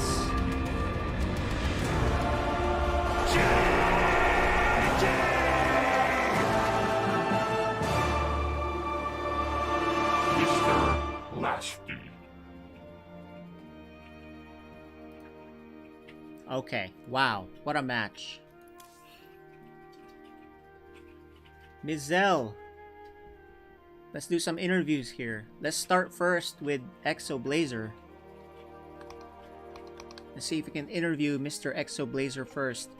Mr. Exoblazer, how you doing? Oh, I think you're muted. I can't hear you. Let's see if we can hear Mr. Exoblazer. Oh, he's gonna reconnect, I think. Juan, can you hear us? Okay. Yeah. Alright. There we go. Exoblazer, how's it going? That last game, you made it a game after he discovered your your proxy racks. I thought you were dead, but you made that into a nice game. You actually had the 2 command centers and you macroed back up again. What did you think of that last game? Lasty played really good. His macro is really good and the left and right, especially the Mutalisk. So I really can't do anything about it. Yeah, very good macro. He's only 17, so maybe he's a rising star, right? Maybe you can coach him because I know you're a coach. So, you know, you see what's good and bad and things like that, right? So yeah, but Saipem, I believe Saipem would be a very great coach for Lasty. yeah, So, since they're both Zerg, so there. yeah, I heard he's coaching him anyway. Mr. Exoblazer, how was your preparation for your matches? What were you doing the last couple of weeks? Were you practicing a lot or reviewing the players? Yeah. I practice a lot with shout out to Hope, Extinct, and Heapen. Yeah. Yeah. So and I always practice or play ranked games 20 games a day. So 20 I games a need day. to- Wow. Yeah. because I really need to get back my skills as much as possible, but it's just that Lasty played really well, so I really can't do anything about it. Yeah, nice kudos there for you, Mr. Lassie. Very generous, you know, congratulations. Very generous compliments for Exoblazer, the coach. You're also the coach, I know, of Ender, right? And the Philippines team. So can you tell us anything about, you know, how our Philippine scene is doing? What you think about this PSL, etc.? Well, first of all, I really would like to thank you guys for having this tournament, because without this, a lot of StarCraft gamers will not get back, especially on this pandemic. So we really appreciate your hosting this tournament. And also, there are a lot of, because of this tournament, a lot of talented players like Lasty, Viol, and others are still looking forward for their games until I think they will reach top 4, in my opinion. Yeah? So, You think so? All right. Well, Yeah. maybe one of these days you can join us on some of the broadcasts or even some commentary, because you obviously know these players, you know the scene, the Philippine scene, and you know how Sure. they're doing, right? So we can interview you and on your thoughts on that. But thanks for playing. Very nice games, very entertaining, and we'll move on now. We'll see you on the next season PSL, I'm sure. Yes. And we'll move on now to the one to advance, the young Mr. Lasty. Mr. Lasty, congratulations! Very exciting. Thank you. Very exciting. You beat a master there. That's a legendary Exo Blazer, and he gives you a lot of good compliments. Yeah, he gave you some really good compliments there. You're a rising star at 17, from silver, I heard, all the way to now. You're obviously playing at a master level and maybe even beyond. Tell us, man, what have you been doing? What was your preparation? Sa practice, minsan lang talaga kasi busy tapos wala kaming stable na connection. Tapos Oh, dito lang naglalaro, minsan lang pa. yeah, you're in a internet cafe, right? Ako. Very cool. And yeah, no, nice job with your games. What did you think of your first series versus Claw? Hindi talaga ako ma ano ba sa term yan, magaling mag-handle ng air toss, pero Sky yung toss. first game kasi nag-all in ako, kaso hindi ko tinuloy kasi nag-hesitate ako. Akala ko nag-rush siya ng air toss, so Yeah. nakita ko yung disruptor pati Colossus, hindi ko na tinuloy, kaya behind ako doon. Tapos nung second game, doon nag-macro game ako since lagi ko naman nakakalaban yung mga Void Ray opener sa Protoss. Yun. Pati third game, in-expect ko talaga na Dark Shrine yan kasi una ang Robo eh. Yan, parang nabasa ko na bakit kaya una ang Robo. Ayun, pero wala akong nakalagay ng score kasi ang akala ko na start ko na yung lair ng 330 kasi mostly 330 Yeah. Oh, you forgot the lair. Okay, that makes sense. Ay, Yeah. start ko siya pero kulang pala yung gas ko kasi yun, nakulang kasi naguna ako sa Roach. Yeah. Inuna ko yung Roach. And then Third, yeah, it's okay. You came back and pushed it out, right? And you counter pushed and you won. And third game you played your coach, right? That was really close. In fact, I think you could have won the last game. You were just out of position with your roaches and you lost your fourth base. But that was pretty impressive game. kita ko rin sa replay, kung sinugod ko sana yung army ko. Yeah, Tsaka yeah. shoutout kay Coach. Salamat masyado sa'yo. Kung hindi dahil sa'yo, Yes, Coach Saipen. Kaya ako- Shout out to you. And the last Yung game. naglaro kami, Yeah. Yeah, go ahead. Keep going. naglaro kami, hindi talaga nakakaramdam ng kaba kasi feeling ko gina-practice niya lang ako. Ganun. That's true. And maybe you can talk about the last game. I'm sure you guys see the whole map and what the situation was. The last series. What? Tell me about facing someone like Exo Blazer. You know him. I'm sure you know who he is. Si Kuya Exo Blazer kasi isa rin sa nagturo sa akin dati. Off-race niya lang ako dati. Yeah. So, sabi ko, tapos lagi niya ako ginatulungan talaga. Palatanong rin kasi ako, kaya yun, marami ako malaman ba. Tapos, yun, respect pa rin sa nauna. Respect pa rin sa mga Yeah, master. definitely. He's got lots of knowledge. I'm sure he can coach you a little bit on certain things too, but you do have a coach already. You have lots of people to help coach you, right, and support the scene. Maybe you'll be the next Ender or whatever, or the next Nooks, right? Next Nox, right? Or who the heck? Or the first Mr. Lasty. Mr. Firsty Lasty, right? So, there you go. All right, well, congratulations. Good seeing you guys. We'll see you on the next round. Keep practicing. Round of 16 for you. Everyone's gonna be watching and rooting. Very exciting.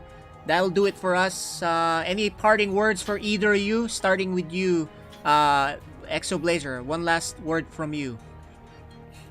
Shout out to all SE2 players, to Gleg, Dash, Extinct, and many more. Nice job. Thank you. And Mr. Lasty, last words from you?